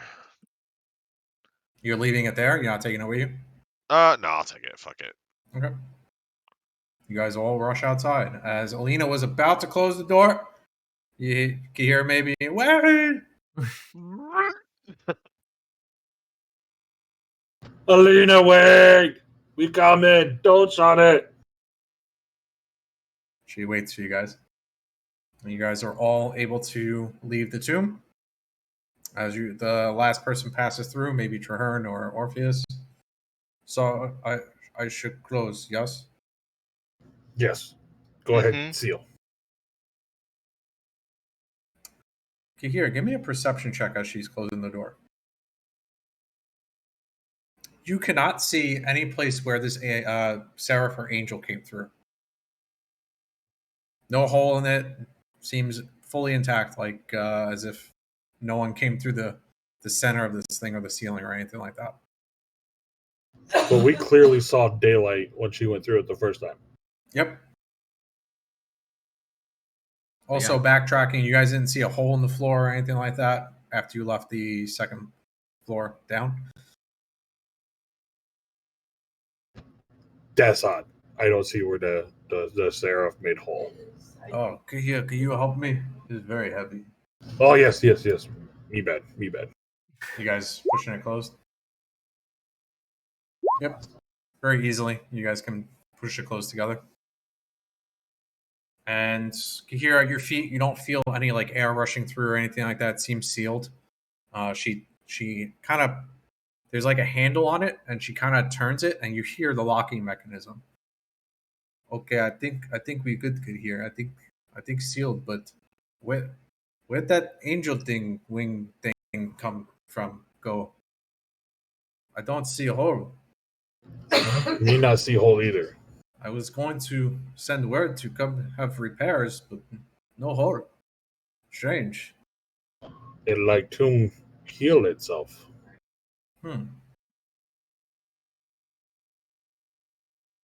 Well, Interesting. Me see wounds close before on own, but me never see stone go back together before. Well, it is holy relics. I don't know. Well, I see you come out, Gia. I will be leaving soon, but I will stay for maybe a day to make sure no one else come. In case that thing come back. Just be safe. She gives you the same nod that you guys always do when, you know. And you guys setting up a tent, setting up camp, hanging out here for the day. It is quite hot out here compared to the dampness inside this tomb. At least you had some shade. Yeah, here works. Here's fine with me. It's a holy place. I doubt anything would happen here. And the giant angel plows down on top of us. I'm gonna come down make my way down the steps and into the sand, and start setting up camp over here. Behind the Sphinx, there is some shade from the sun. If you want to go like behind these statues and things. Yep. However, of course, based on the time of day, it may not be shady for long. With guys, the sun, constantly moving through the sky when you guys are resting, you'll probably have to shift around maybe. do you guys need to be in the shade? Because I can do the spell again. It won't take me much to do so, and they're gonna be completely shady inside. I'd probably be Yeah, advised. Do it here in the sand off the Okay. tomb. Then I will do it right here. Everybody wanna come down here? And again, pull out my book. Yep. Draw it, and then that thing.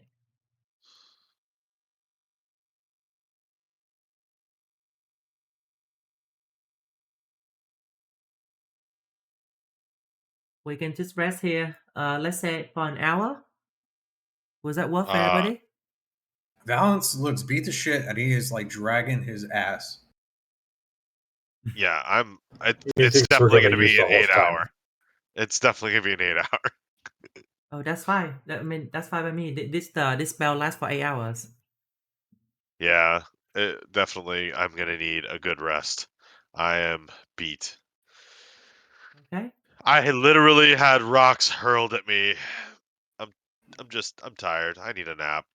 Okay. Let's do a long While rest we're then. resting, I'm going to cook for everybody, and I'm going to make an extra portion to take to Alina. Sure. Give her a good meal. You get She, there, of she has a whole course, feast. thanks you in your customary way. Instead of with man to man, you do the arm grash. She does the bicep to bicep kind of thing. Oh, Kahia, it's been a while since we have cooking from another person of our tribe. Much appreciated. She devours it within 2 seconds. I'm Nice. assuming it was like maybe leftover like fish that was unsalted that didn't spoil or anything like that. Yeah, some Also of she eats, the like, just Oh. using up the remaining of the fish from It last time. tastes different. Not from Britannia, huh? No, me catch this in what you saw the angel seraph thingy fly through the portal. Me been to that world, and it's fish from there.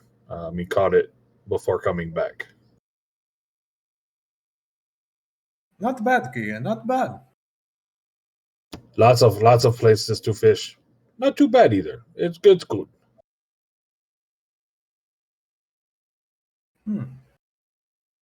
Again, she devours it. In fact, me also have this for you, and he takes one of his preserved gator meat rations and hands it to her. And then in here, delicacy of crocodile. Crocodile. Look like alligator.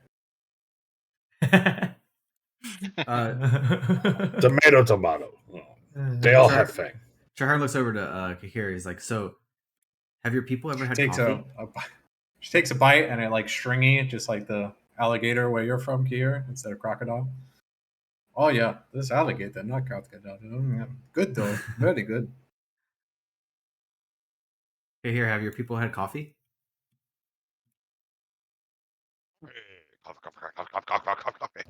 I don't know how widespread is it. Yeah, I mean it depends. You guys do a lot of trading to the lands to your north. That's how you guys get by with getting things that may not be found on Isle Britannia, such as like metals and stuff. I think that was the one big thing that you guys would trade for. But yeah, it's up to you. Yeah, it comes and goes. We have it before. Not our cup of tea, but Okay. You guys are big on See tea, what though. I do? And not our cup of tea. That's okay. I was gonna give her some of my coffee, but I'll save it for myself later. You wouldn't. It give her probably do part of you your better coffee. than us. Just a little bit. I have extra. I always have coffee. I'm just zonked out, actually. I'm just like, I don't even exist in the world right now. I'm dead tired. Balance, do you want some coffee? And I hand it to you. I'm literally out cold. You just Yeah. dumped it on me. Yeah. Oh shit. All right, everyone taking a long rest? Yeah. Yep. Yep. Mhm. All right, so those of you, we actually did use some hit dice. You guys get half your hit dice back, whatever you used. So if you used 4, you get 2 back. If you use 2, you get 1 back from the last session. However, your long rest is fully successful. Nothing comes and attacks you. Alina is also standing outside guard. She's also keeping watch on the tomb itself. So she's constantly shifting as you guys are resting. maybe coming to check on you guys, coming back, going back to the top, refilling the wine at the top, part of her tasks while she's here. But she stays mostly by the door, the entranceway, to ensure no one tries to intrude while you guys are finishing your long rest. It does begin to get dark out. It's about 7 p.m. Okay. As you guys are waking up. Or, getting up. Everybody, while we're doing this rest too, the four of you add another 25 gold to your sheet. Okay, he's going to pass out some of the gold that he found in the one chest. So 65 gold for each of us then. Yeah, and I would pass out another 20 to each to split up this pile of gold. Yeah, if you guys want to make it even split for all the gold you guys found in there, it was 425 gold in total. So split it between 5. 425 divided by 5. 85 gold. 85 gold each. 85. Yes. Yes. If you want to split it evenly. All right. I guess we can. Those of you that had things to attune to, you're now attuned. So ring of invisibility, fire resistance, so on.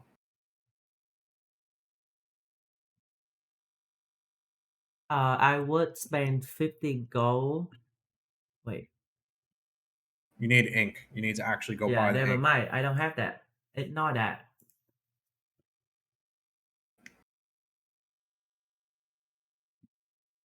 Alright.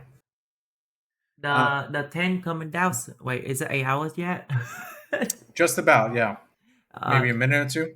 Yeah, I have the alarm in my head. It's ding ding ding ding. It's like, guys, we have 5 minutes left. This 10 gonna disappear soon. It's almost 7 o'clock in the afternoon now. Wait, you say 8 or 7? 7, right? Yeah. Okay, yeah. Sorry. I look at my watch and say 7. 5 minutes to 7. Right. Should we start the other ritual to go back to the other plane? You guys still have something to do here? What was the difference in time when we left Niflheim and came to Terra? When you left, it was nighttime or just about nighttime. And when you got here, it was 9 a.m. So it seems like it's about a 12-hour shift. Something like that, yeah. You have to do it while he's active, Radix. All right. However, if you were trying to play with your necklace and stuff, it's not working for some reason while you're here. All right.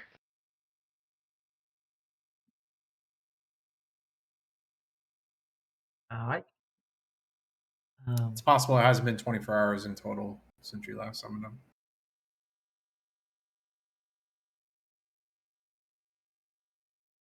All right, so again, the hut begins to disappear.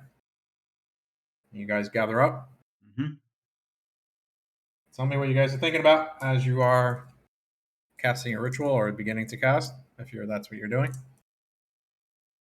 I am thinking about a vanilla latte. Okay. I'm focusing on the statue because I'm still dreading saying it. I'm thinking Yoga Titan. Yeah. Thurn at first was thinking about the area we need to go in our task, and then he quickly started thinking about remembering his brother and Riff and that memory that he had of Riff stabbing him through the heart, and then the Prince of Pain coming to save himself from the Titan. Okay. Tofu or Orpheus and Kier. I think about Orpheus think about Alaric Daddy actually. Yep. Kier. his mind starts on what the crystals want and going to the tomb, but then kind of starts to drift and he loses focus when he looks up at Alina during the ritual and goes, you really should see peoples. Okay.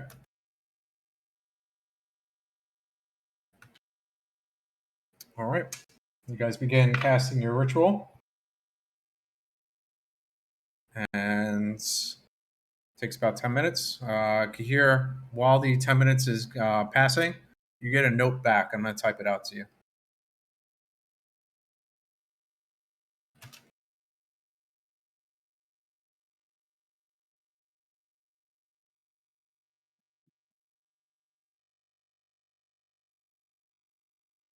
I tried to keep it short to write about a page.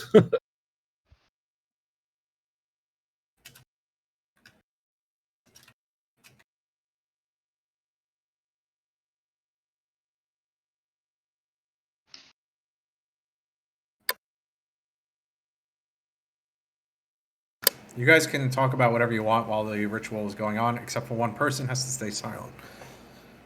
I'll be the silent guy because I'm dreading this trip. Um, can I try to because Alaric Daddy hasn't contacted me for a while, right? Since we left the Citadel of the Gnome. I'm just gonna try to reach out to him in my head, and then one of my hand gonna touch the book. Try to reach out to him. Okay. Roll me a d100. And Yes, just I know like how to that, do that. all. And there goes that rest. You The ritual blows up. We scatter Dead. across the four winds. We're all dead. And Valence now grows devil horns. Real tested angel now, baby. But I failed. Oh, I don't like that face. Danger. What does that mean? Hang on, I had to grab popcorn for this. At least you got popcorn this time.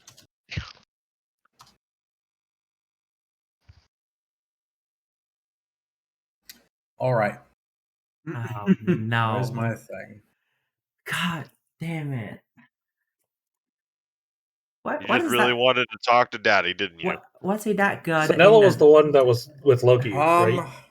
Everyone roll me perception checks. Oh Except for no! Orpheus, who cannot do this. And Orpheus, roll me 1d4. I rolled a 12. Everyone can smell how bad Orpheus smells at the moment. Orpheus, you stink for the next 3 days. You smell like a skunk. And we can't let's break contact see. either right now. Does anyone have the spell Remove Curse? No. No? Well, you're stuck like that. Yeah, Enjoy let me smell put like it a out, skunk pull for it the out next of 3 days. Kahir's spellbook. does my digitation work on that? Because I can make my scent go away. You can try. Also, roll me a religion check.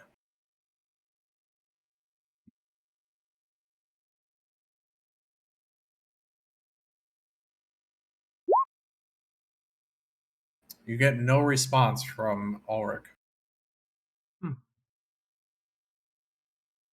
Well, I can't do any spell, right? Or during the ritual. You need to be concentrating on the crystal. Okay. Well, yes, you have to stay with my spell for the next 10 minutes. Yep, same thing like when you're casting a spell. You can't cast another spell while you're casting a spell. It's a very similar thing. Yeah. You know, as a warlock, that casting ritual spells, now that you have ritual spells in your spell book, if you try and cast something else, it's going to cancel out what you were already reciting in your ritual. Very similar to this. If you guys are taking any actions or doing anything other than just straight up talking to each other, we'll cancel out and you'll have to start over again. Even if I'm just handing something to somebody? Like as long Yeah, as we're simple still things touching? like that is fine. Okay. But you have to continuously be touching the crystal. Are we holding hands right now, or like how are we touching each other? Just sitting right to each other, right? What was that? I think Orpheus said he was holding on to Kahir and Thorin or something like that. And everyone else is holding their own piece of the crystal. I'm gonna make sure like both my legs are like touching each person that's next to me, and then I'm just gonna reach in my bag and grab some coffee grounds and like start rubbing it under my nose, like to avoid the smell. And I ask, "Does anybody else want some of these?" And Yes, whoever I, wants it can please. take That is a very it. sour smell. Yeah. I Well, think My, Doran probably tightens up his mask around his That's face. like sometimes in the Oh my forest, god, that smells so bad. Yeah. sometimes in the forest hunting, I would come across a skunk or two, and this is how I would deal with it. sorry. It's smart that why you have the. Oh, that's sour. do we know that it's because he touches the book? I mean, yeah. Orpheus, I think we deduced it before yeah. that when he think we're reached pretty- in yeah. and touched the book that something happened. So it'd be a safe assumption to guess that he probably either accidentally or by purpose touched the book when he reached into his pouch. Sorry. Might have touched the book. It smells like Orpheus is continuously farting, is basically how it is right now. I promise I don't fart. I'm not farting. Sure. likely story. I can't say anything though. I'm quiet. I can't say nothing. I just get to be I just get to sit there seething. I'm not going to explain how it feels to flip because it's the same thing as last time, guys. You know, your astral project, you come back into your bodies. It's really warm and fuzzy. However, it still smells like shit. And you guys successfully flip. Flip or slip? Trip. Slip, flip, same Oh thing. no. Strip. We flipped on a slip and I ended up a trip. Oh. And you guys all land directly in front of the Stonehead. There is no Titan. There is a very obvious battle that went on here. You guys can see scorch marks all around the open plains. No sighting of the Prince of Pain. No sighting of the Unyielding Titan. But Mir is still in pieces behind you, Thorin. Mm-hmm. And your necklace pops in front of you. Meaning, like, the sword pops back out. Like, if you tried to put it back in and it didn't work, it popped back out right in front of you. All right. Orpheus, your watch now says, what did I say it was in Terra? 7. It's now 7 a.m. Oh. Interesting. This is 7 a.m. here now, guys. Not 7 p.m. So it's 12 hours apart. Does it take 12 hours for us to traverse across? Or is this just a 12-hour difference, like a time zone? I don't know. If we're the mirror opposite, are we just like a mirror image of the worlds? That's a good question. But I don't see the Guardian active. I think. Okay, here's not smart enough, so he brought Neil deGrasse Tyson to explain.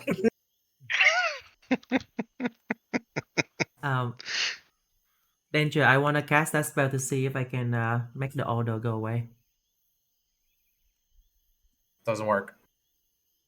It helps for like a half a second, and then it just comes right back again. Well, I tries.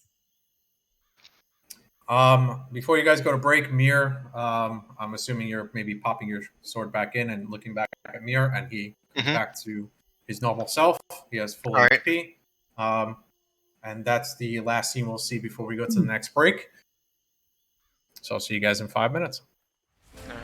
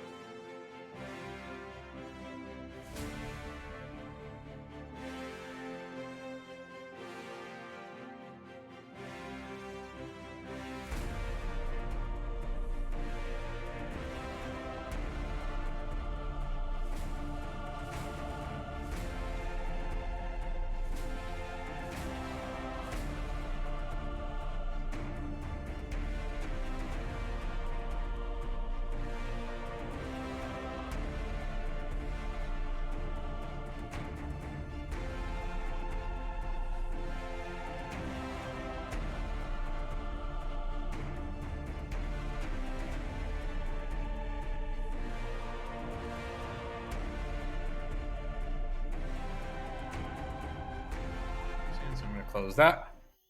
We're back. No. Welcome back.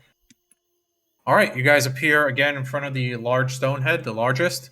Again, just to remind you guys what you see in front of you, just a straight up large stone face, celestial runes and things all around it, writing on it. I'll give you guys the handout once again. You guys should all have it though in your handouts under chapter.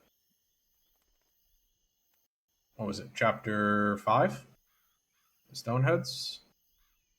And I'll show the players.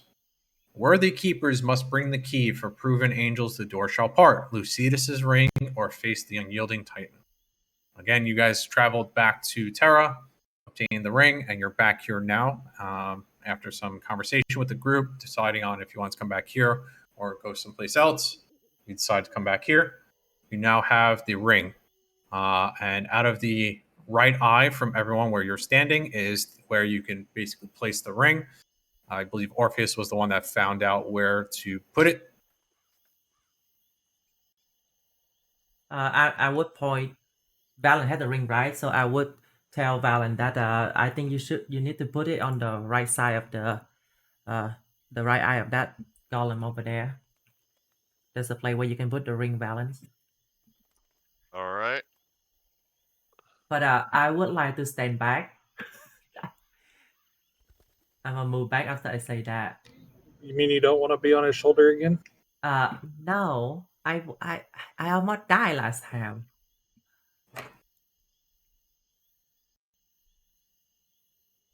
Graham looks at Orpheus and is just like, yeah, that's kind of smart. He thinks to himself, so he's going to walk back as well. Can you say that again? You're breaking up a little bit. Oh, I was saying that Traherne saw Orpheus take a step back and thought to himself, that's probably a good idea. So he's going to step back as well. Okay. I just look behind me at everyone. I'm like, now get up here, cowards. I'm not going to be the only one. I mean, you don't need to. I can do it from far away for you. You want to step back? Me got this. Give it to me. Me do it by myself.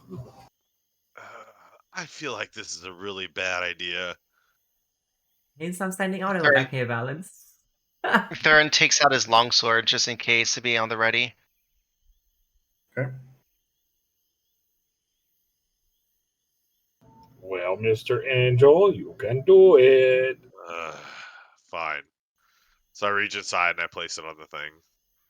You go up to the right eye and slide it in. Oh yeah, she loved it when I slid it in. Here comes the boogeyman. Everyone feels a slight rumbling as the stonehead begins to move backwards, revealing some type of summoning circle or transportation circle. In Celestial, it says, "Welcome to the Rooms of Knowledge. Please step on to the summoning circle." Well, it says, please stand here. And Thurin just kind of walks right in the center of it. Okay, I'm running toward.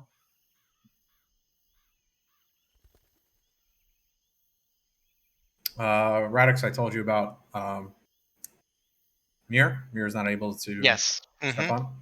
Yeah, Thurin kind of looks over at Mir as like, he'll just stand guard for us. Okay. And as the last person steps on, I'm assuming Traherne, you're the last person to step on. Yep. You are instantly transported. Beam me up, Scotty. And let me drag you guys onto the map. Let me grab you from the other section. You mean we're the other guys? Ready Player 2.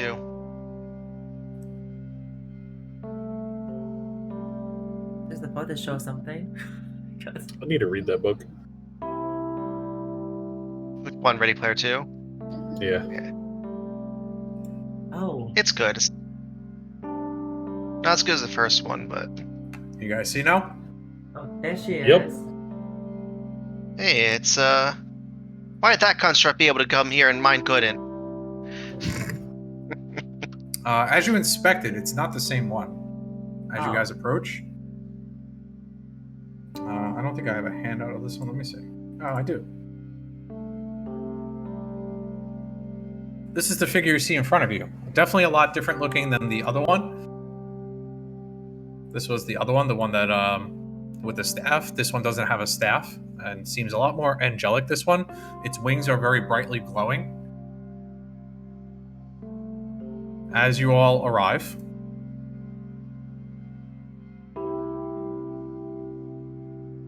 Keepers, welcome. I am the Seraph of Knowledge. I will serve as your guide through the rooms of knowledge.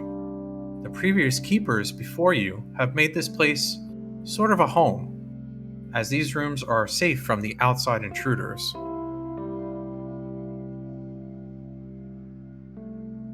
Please, come in. And He has a question about these teleportation circles. Are only those labeled as keepers able to use them? That is correct, Mr. Tribesman. Good, because if y'all remember correctly, Prince of Pain wants it in here. And we can't let that happen. That's a no-no. Prince of Pain. Yeah, No he's one been following us. No one other than keepers can enter this place. This place is the keeper's home, the rooms of knowledge.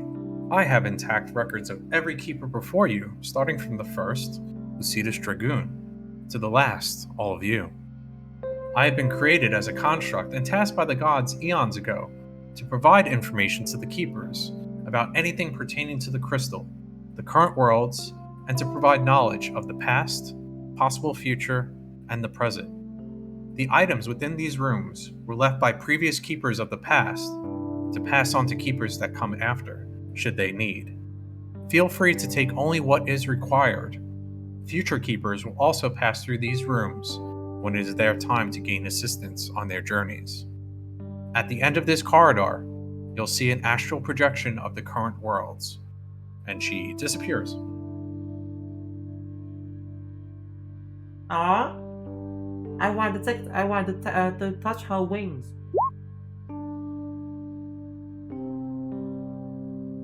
You don't need perception checks. This entire place is basically like a home for you guys. You guys can inspect and walk around wherever you'd like. There are plenty of items all around.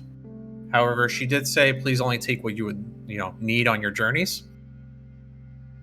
Just let me know what rooms you're going into, and I'll let you know what's there. Can I stand on this blue stuff, or is this water? Yeah, no, you can walk across it. Maybe it seems like ice, but it doesn't seem cold. It seems actually quite comfortable in here. Traherne, I guess we'll start with Thorin to the southwest. You see some very obvious bones. Not sure what type of bones. Not sure why they would be kept here. Maybe as souvenirs or holy relics. You're not too sure. Traherne, on the right-hand side, let's see. Right middle. One random potion table, rations, supplies like rope. Party can replace anything that was lost that is normal supplies. So, for example, if you wanted to grab a new rope for Kahir, you can find that here. Also, there is a random potion here, so let's roll that now. Roll me... Where's my random potions? Roll me 1d100.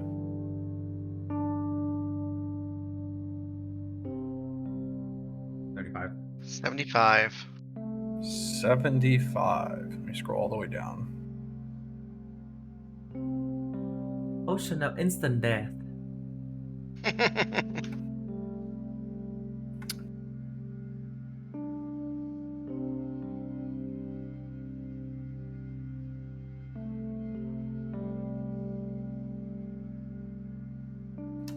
I just want to see what this is before I give it to you.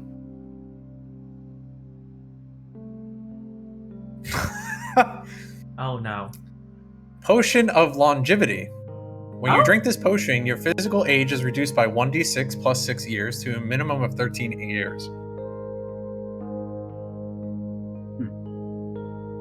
Aren't you old? Each time you subsequently drink a potion of longevity, there's a 10% cumulative chance that you age by 1d6 plus 6 years. Okay. I'll put that in the chat. Make sure you save that somewhere on your character sheet. And I just closed Roll20, so give me a second.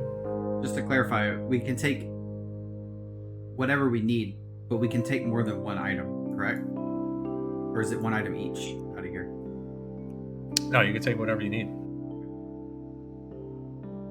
I'm going to put this in the chat and save this somewhere for yourself, Trahern. Or if you want to pass this to someone else, it's up to you. Potion of longevity. I think that's how you spell it.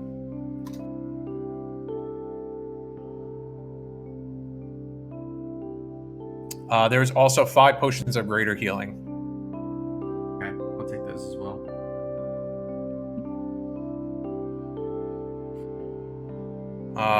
Valance, you're in the middle left, yes? Yep. Roll me 2d100. Ooh, fancy. Oh, fuck you, game. Cooperate with me.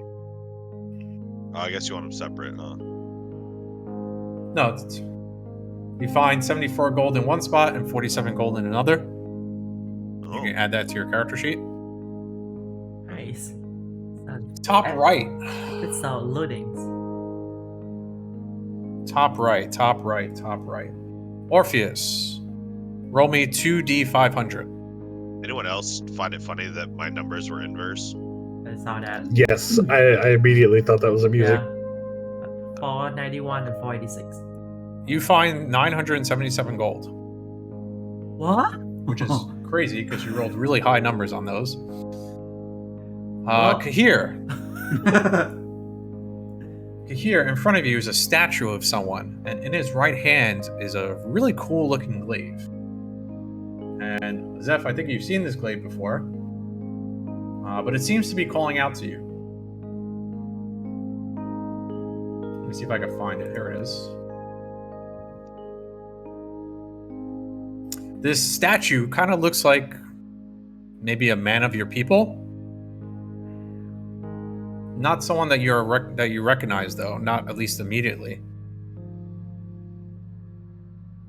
You don't know that this is the statue of Zachariel. I just have that as there. I don't know if you guys can see that. Yeah, we can see it. I don't. You would personally know who Zachariel is. It's just again another one of those prophets, but you don't know that this is a statue of Zachariel. You've never seen a depiction of Zachariel before. Right. However, in his right hand is that spear or that glaive, and again, it is calling out to you. You can reach out and grab it if you'd like, or attempt to. Yeah, he's gonna reach out and try to. What is your current strength score? Because there is a requirement. Current strength score is 21. Okay.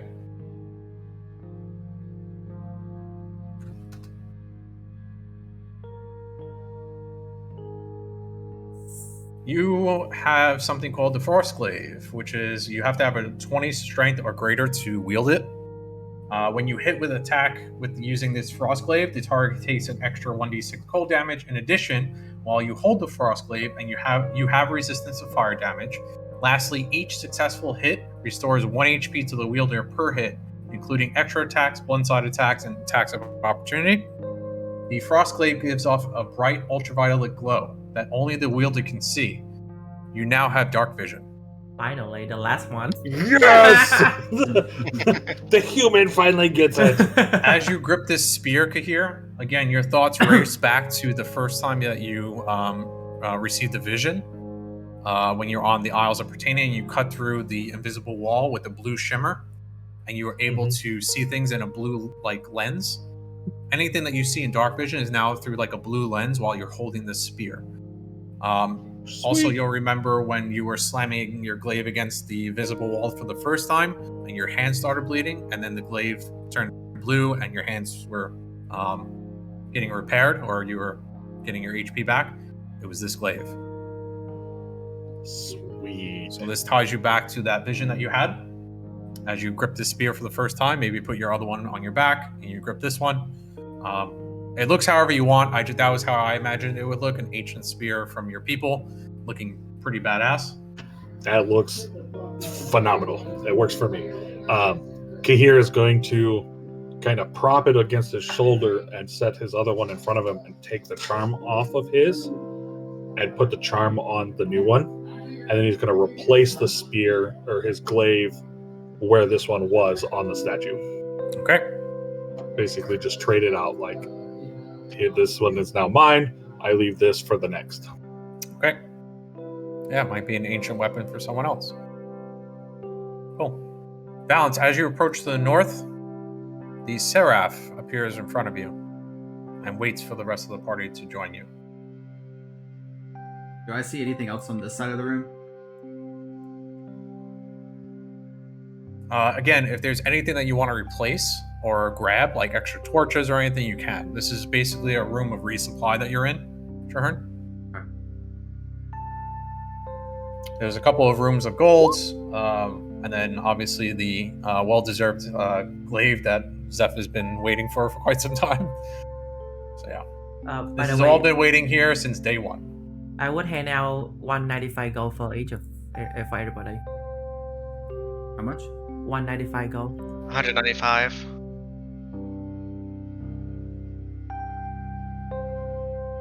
Zeph, it is a +2 weapon, by the way. I'm gonna give 24 gold to everyone. Money. 24? You gave 195 plus 24 to each person, right? Yeah. Zeph, we'll set up your spear at the end of today's session, or tomorrow, whenever you want to do it. If you want to grab it now, it's just a +2 glaive, and then we'll add in all the rest of the stuff. Is there any ink in Trahan room that I can look for? There is ink. Yeah, there's like blank scrolls, ink, blank parchment. Can I do You a grab some corner stuff check if to you see want. if it's magical ink that I need? There's plenty of ink here. You can probably discern that one would be suitable enough to write a ritual spell. You don't need magical ink. You need enough ink to write a full ritual, which is quite long. Okay, can I take enough ink for that? I have. You can take a ink worth 50 gold, yes, Okay. for a ritual spell. I believe I've crafted most of my potions before, so do I see those materials too? Like to be able to craft more? No, but there is 5 greater healing potions that Yeah. you obtained. Okay. I took those, and then I took 1 arrow to replenish my arrows. Yep. Rations are here as well if you guys need. However, it seems Balance has activated the pedestal to the north, and I'll give you guys some information once you all gather up to where Balance is.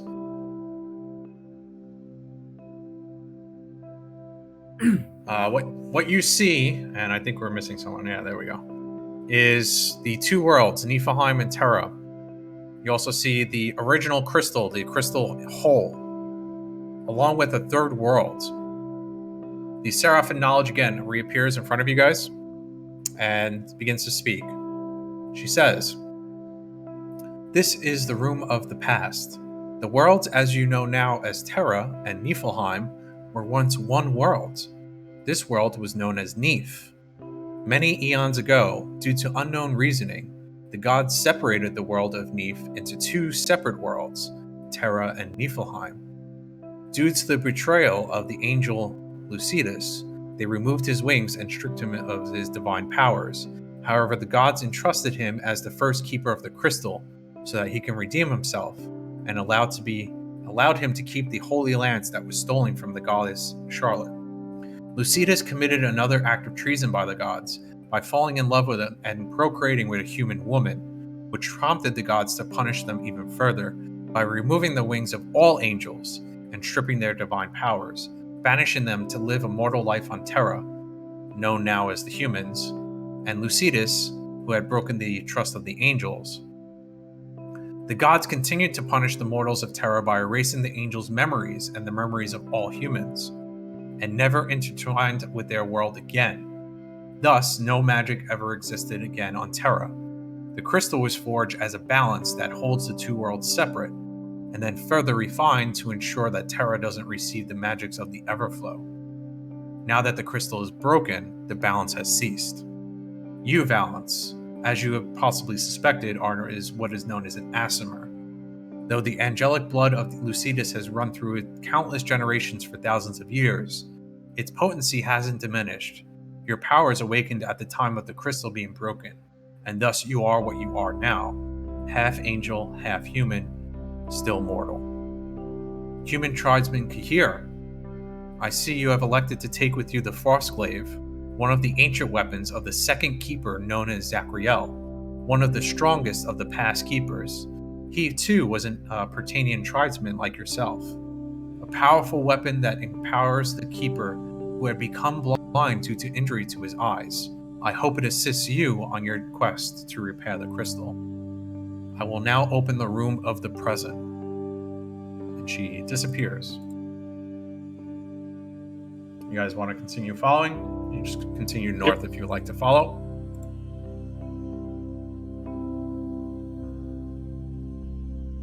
And I'll bring you on to the next map.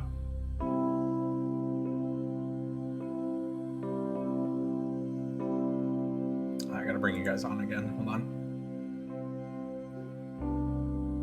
Doopy-doo. Also, if you guys have questions for this particular person, this thing, feel free. Mm-hmm.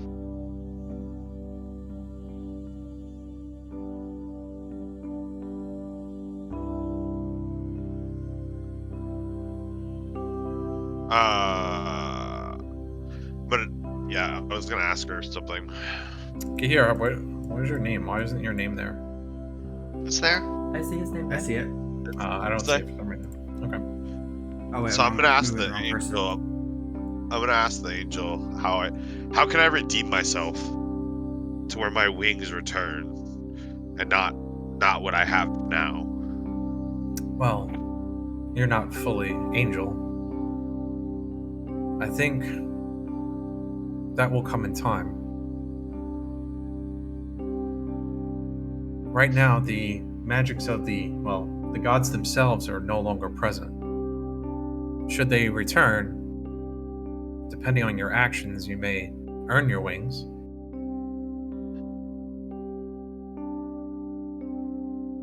Seraph of Knowledge, I have a question. So, if it seems like Valen's ancestor was a keeper and then Valens is a keeper, does that go for all keepers, or all keepers descendants of one another? Well, there's been many, many, many keepers, but yes, it seems bloodlines are what the gods use as a means to determine the next keeper, as Kahir being a bloodline relative of Zachriel, Valence to Lucedis, and so forth. Oh, I have a question. Yes. Who was the keeper? That's my ancestor. That was my She ancestor. begins to list out names of all the keepers. One of them does ring out to you, Orpheus. You don't know the first name, but the last name Muzan does ring out to you. Okay. Same thing with Traherne. Dream Eater does ring up, but again, you're not too sure who the first name was. You can let me know if you want a specific first name of one of the keepers that was there. However, the first was Lucedis. The second was Zachriel. So that was Valence's and then Kahir's relatives. Long, long time ago.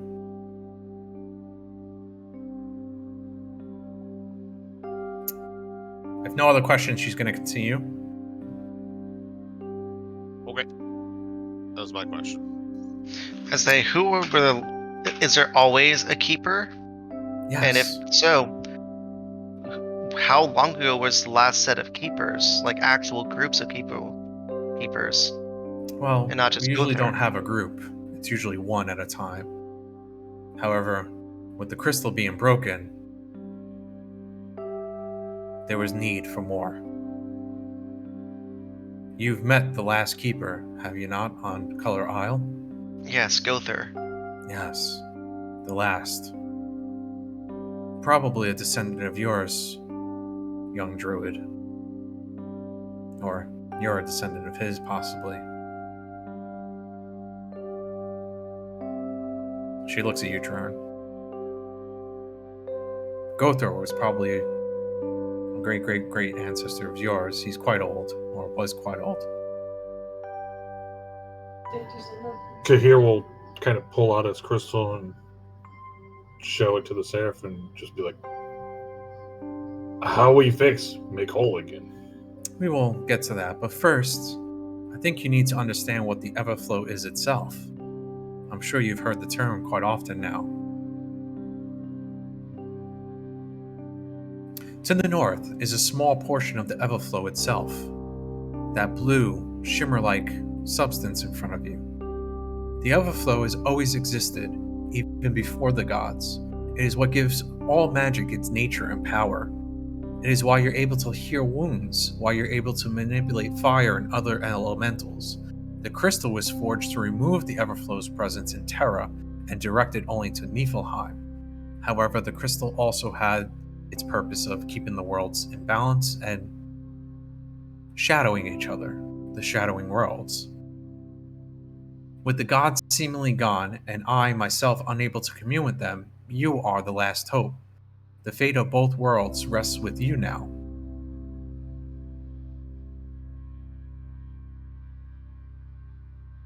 The room of present holds what is called the Keeper's Defense, a ring of mortal rendering. Once this ring is worn, any immortal beings within a radius of you will be rendered mortal. This ring was the very same ring used to remove the angelic powers from the first Keeper, Lucedis. It is now in the possession of the Keepers to ensure even the gods do not interfere with the protection of the crystal. Take it with you.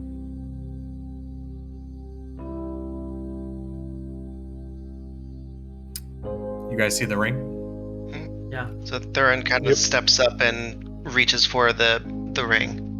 The ring is called Keeper's Defense. Once this ring is worn, any immortal beings within 500 feet are rendered mortal. For example, if Cairo comes to fight you guys and you throw the ring on, you can actually kill him. Can this be used more than once? As long as the ring is worn, any immortal beings within 500 feet are rendered mortal. And again, the Seraph of Knowledge just told you guys, basically this ring is to ensure that even the gods cannot influence you guys into doing certain things with the crystal. Today, the worlds of Terra and Niflheim are in great danger. Due to the breaking of the crystal, the balance is broken and both the worlds are drawing closer together, ultimately on a path of calamity. You 5 keepers are tasked with repairing the crystal.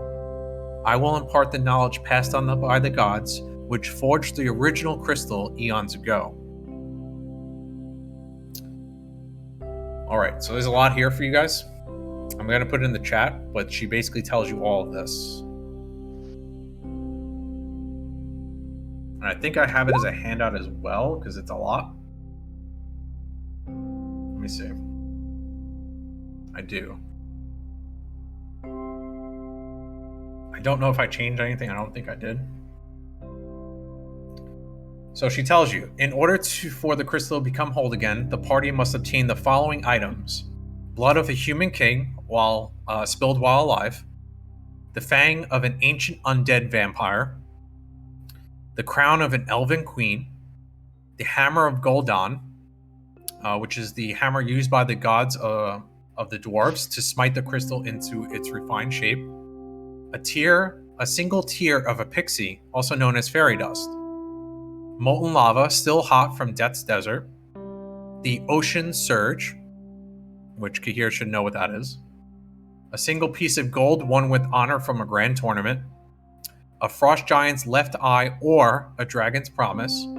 The sacrifice of a friend, which should ring out to Orpheus, who has the broken sword of Wedge.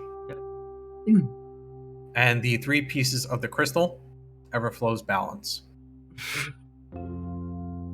Forge the famous- crystal deep within the divine palace, located within the Everflow itself, using the items listed. The forge will only be heated with the kindling of the lava of Death's Desert. Mix all the items within its furnace, finally adding the 3 pieces of the crystal to mend them together and smiting them with the hammer of Gul'dan. The entrance to the palace requires 2 keys. She tells you all this. I'm assuming maybe Orpheus or someone starts to write this all down. And then she says to you all, I will now bring you to the next room, the room of the future. And she once again disappears. What? She likes doing that, doesn't she? Thurin kind of takes a step back and walks towards Balance and says, "It seems like you're the only one that frequently is visited by immortals, so I want you to hold on to this ring," and hands over the Keeper Defense. Thanks. Although I don't suspect I'll be able to outright smite one just yet.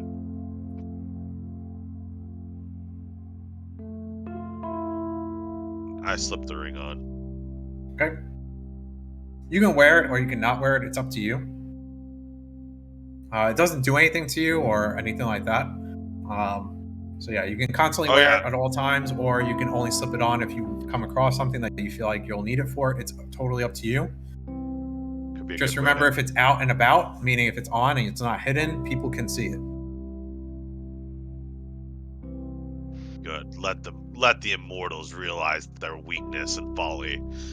If you guys are going to move up to the next room, it's within the Everflow to the north, which is that blue substance that was surrounding the Keeper's Defense. You just step into the bubble and you'll transport. So if you're all stepping in, I'll move you to the next room. The Everflow, while you're in it, feels awesome. You feel like all the energies, like the magics around you, is like passing through you, talking to you, feels really cool. Almost feels like when you flip with the crystals, or slip with the crystals. It feels like you're connected to magic itself. And I think we lost Wraith for a moment until he comes back.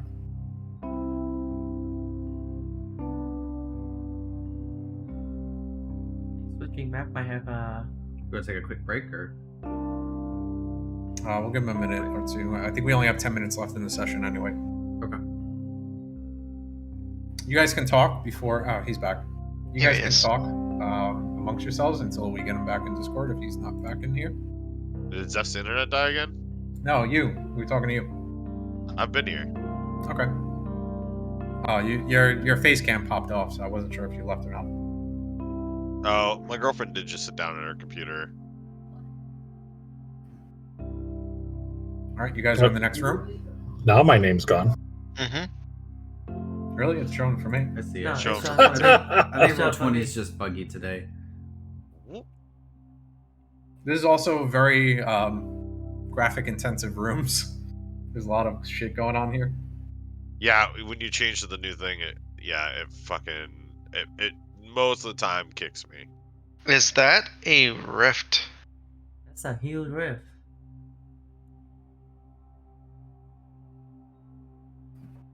The Seraph of Knowledge, again, is to your right. In front of you guys, you see a huge rift, along with a shadow version of each of you looking back. Do you guys see them, or do I have them hidden at the moment? I think They They that was are hidden. hidden.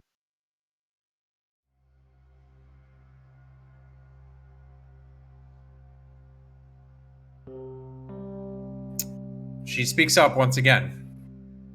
Here you see a projection of the shadow doors, created by the one who calls himself the Prince of Pain, using some magics infused with the essence of the Everflow itself. It is unknown what this harbinger of destruction's intentions are. However, it is true that these rifts are violent tears in the fabric of space between worlds. I fear if his actions continue, calamity will draw closer and closer. You must put a stop to this, Keepers. I need you guys to elect someone to gain a spell called Locate Shadow Door. I'll tell you what it does first. Whoever elects to have this spell, a party member can detect the nearest shadow door within 5,000 feet. The shadow door must not be behind 10 feet of stone or metal. Who will elect to take this spell? It's called Locate Shadow Door. It can be used at will. I mean, once per day. One of the more not common caster types. I have a spell very similar to that already, so I'm probably the most proficient at that. It's up to you guys. Works for me. Yeah, that's Yeah, me. I mean, you can take it, Thorin. All right, so Thorin, remind me, we'll add that to your character sheet at the end of All right. today's session or next week, whatever. So again, it is basically locate shadow door. You can locate a shadow door within 5,000 feet as long as it's not behind 10 feet of rock or metal. Mm-hmm. And she again speaks up. The final clue of the keys required to enter the Palace of the Everflow are sitting in the throne there. However, I cannot depict what is shown. You must investigate it for yourself. But before you proceed, take caution. Should you fail in your task and be corrupted by the Prince of Pain, you will be the harbingers of destruction. As she swipes a hand and the images of your shadow selves disappears. One by one, along with the shadow door. Serapha knowledge, do you know who the Prince of Pain is? I do not have that knowledge, young Thorin. In the past, the ones, those who threaten our worlds, and the keepers before us, was it the same entity, or was it someone different? The crystal has never been broken before. The reason why we have a keeper for the crystal is more for the gods, to ensure that the gods do not intertwine between the two worlds. We've never had a mortal being be able to do anything or try anything to the crystal or to these worlds. This is a first.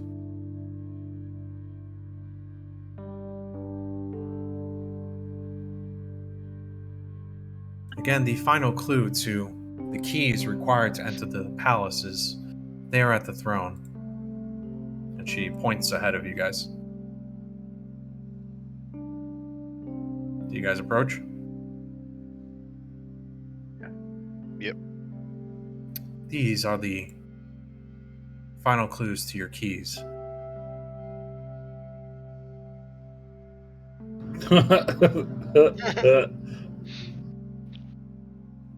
As I kind of look down to my side. My spirit looks extra harpoony. That was the best I could find. I apologize. Do that.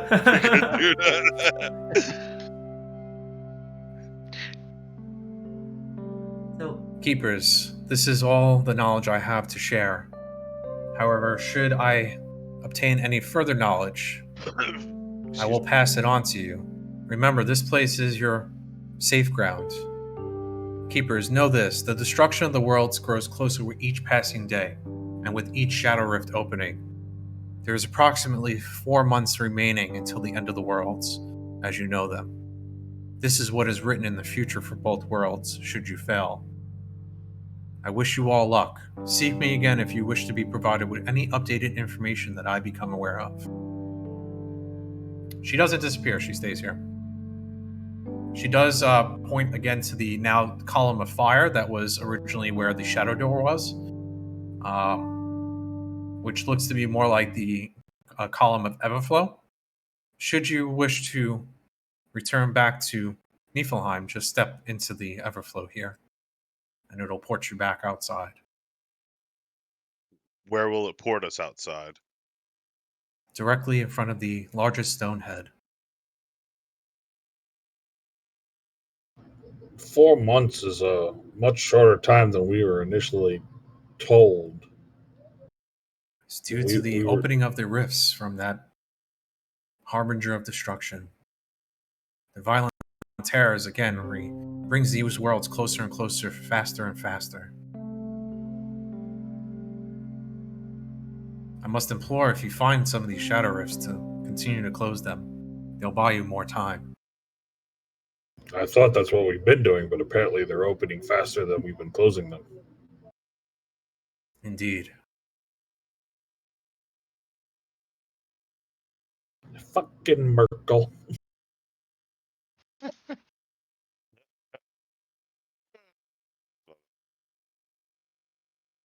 Yeah, well, I suppose we should be on our way then. Seems we've got our understanding.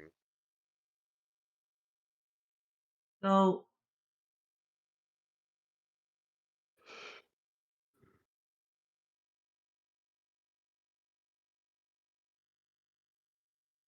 What were you saying, um, Orpheus? is there any particular order that we have to obtain the item that you mentioned? I'm asking the Seraph. She shakes her head no. By whatever priority you seek. Though I believe some of the items you've already obtained unknowingly. Well, I'm like, oh yeah, I bought those canisters, those containers Yeah, that can even hold lava. the He even indestructible said that. glass things. Yep. Yep. I have the Ocean Surge. It is the pendant I wear. You guys also have knowledge of where the Hammer of Goldan is. That we do. We have the three Um, pieces. You guys already have an invitation to the grand tournament in Rose Garden Kingdom as well. I know Now, where I can find We a. unknowingly have the sacrifice of a friend. sorry, what you were saying? Say I know where we can find a crown of a queen. Well, wait a minute. Pixie? Fairies? Are they real? Are Traher they and Thorin, You've you guys never know seen- pixies are real. You've never Yeah. seen a pixie? No, I want to see one. Just don't let them near their wings. There was a lot of pixies in the forest. Have you guys watched Tinkerbell? In North Juneau, in my hometown, there was a like a performance. It's called Tinkerbell, and they talk about fairy and pixie. It's like it's really cool. Like these shadow performance. They're hard to find, but yes, they're around. They're very shy. Ooh, Yes, they're like a mini version of myself, the Seraphim knowledge does. Uh, so you guys know where to find them then, Johan? I know where they are, but sometimes they're hard to track down. Well, they're a very specific type of species. Niflheim has many different types of species.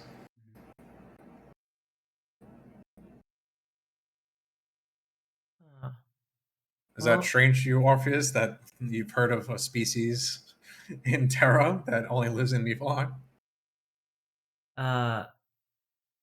Yeah. But I'm still sure trying to if figure we, out how I read a book written by a gnome. I'm sure I can help us track down the fairies when we get back to the forest. Yep. So to recap, you guys have learned that the worlds were once one world, known as Neith, and the gods split the worlds into two worlds, took the angels, made them into humans, put them on one world, and then took all the magic away due to Lucedis having a child with a human. Is basically the knowledge that you've gotten here, and then all the rest of the stuff on top of it. You guys now know the origin and the reason why things have been the way they were. However, the breaking the crystal has now made the magics of the Everflow flow into both worlds, which is why Valence is able to cast magics. Kahir is able to do extra things on top of what he was already able to do. Orpheus's powers as a warlock has increased dramatically. And even Thorin and Traherne, you guys have been growing in power as well. It seems like the magics of the Everflow are kind of flowing over, and you're now tasked with both repairing the crystal and maybe finding a way of Flowing the whatever roll. you want to do with the crystal, whether you want to continue to stop the magics from flowing into Terra or allow it. Your journey is your journey now, boys, and the linear path for you has ceased. You guys can now do whatever you would like in whatever order. I do have a lot of work to do, so if you guys want to step out, you can. The crystals will not let you flip here, though. or slip here. You're in a place where you're not able to do stuff like that. This is a very sacred and holy place, and it shields you from being able to be cast by magic and to cast magic. So if you were trying to do anything while you're here, you're not able to. I think this is a good spot for tonight. We can have our discussion and stuff coming next week. Mm-hmm. Yep. Agreed. Okay. Agreed. All right. At the end of today's session, you all obtain 10,000 XP, which will bring you all to level 6. We'll do level ups and stuff. There's a lot to do, I think, outside of game to bring you guys up to speed with all the stuff that you guys got and your level ups. So congratulations, everyone, on making it to this part of the campaign. If this was a book, this would be the end of book 1 for me. So congratulations, guys.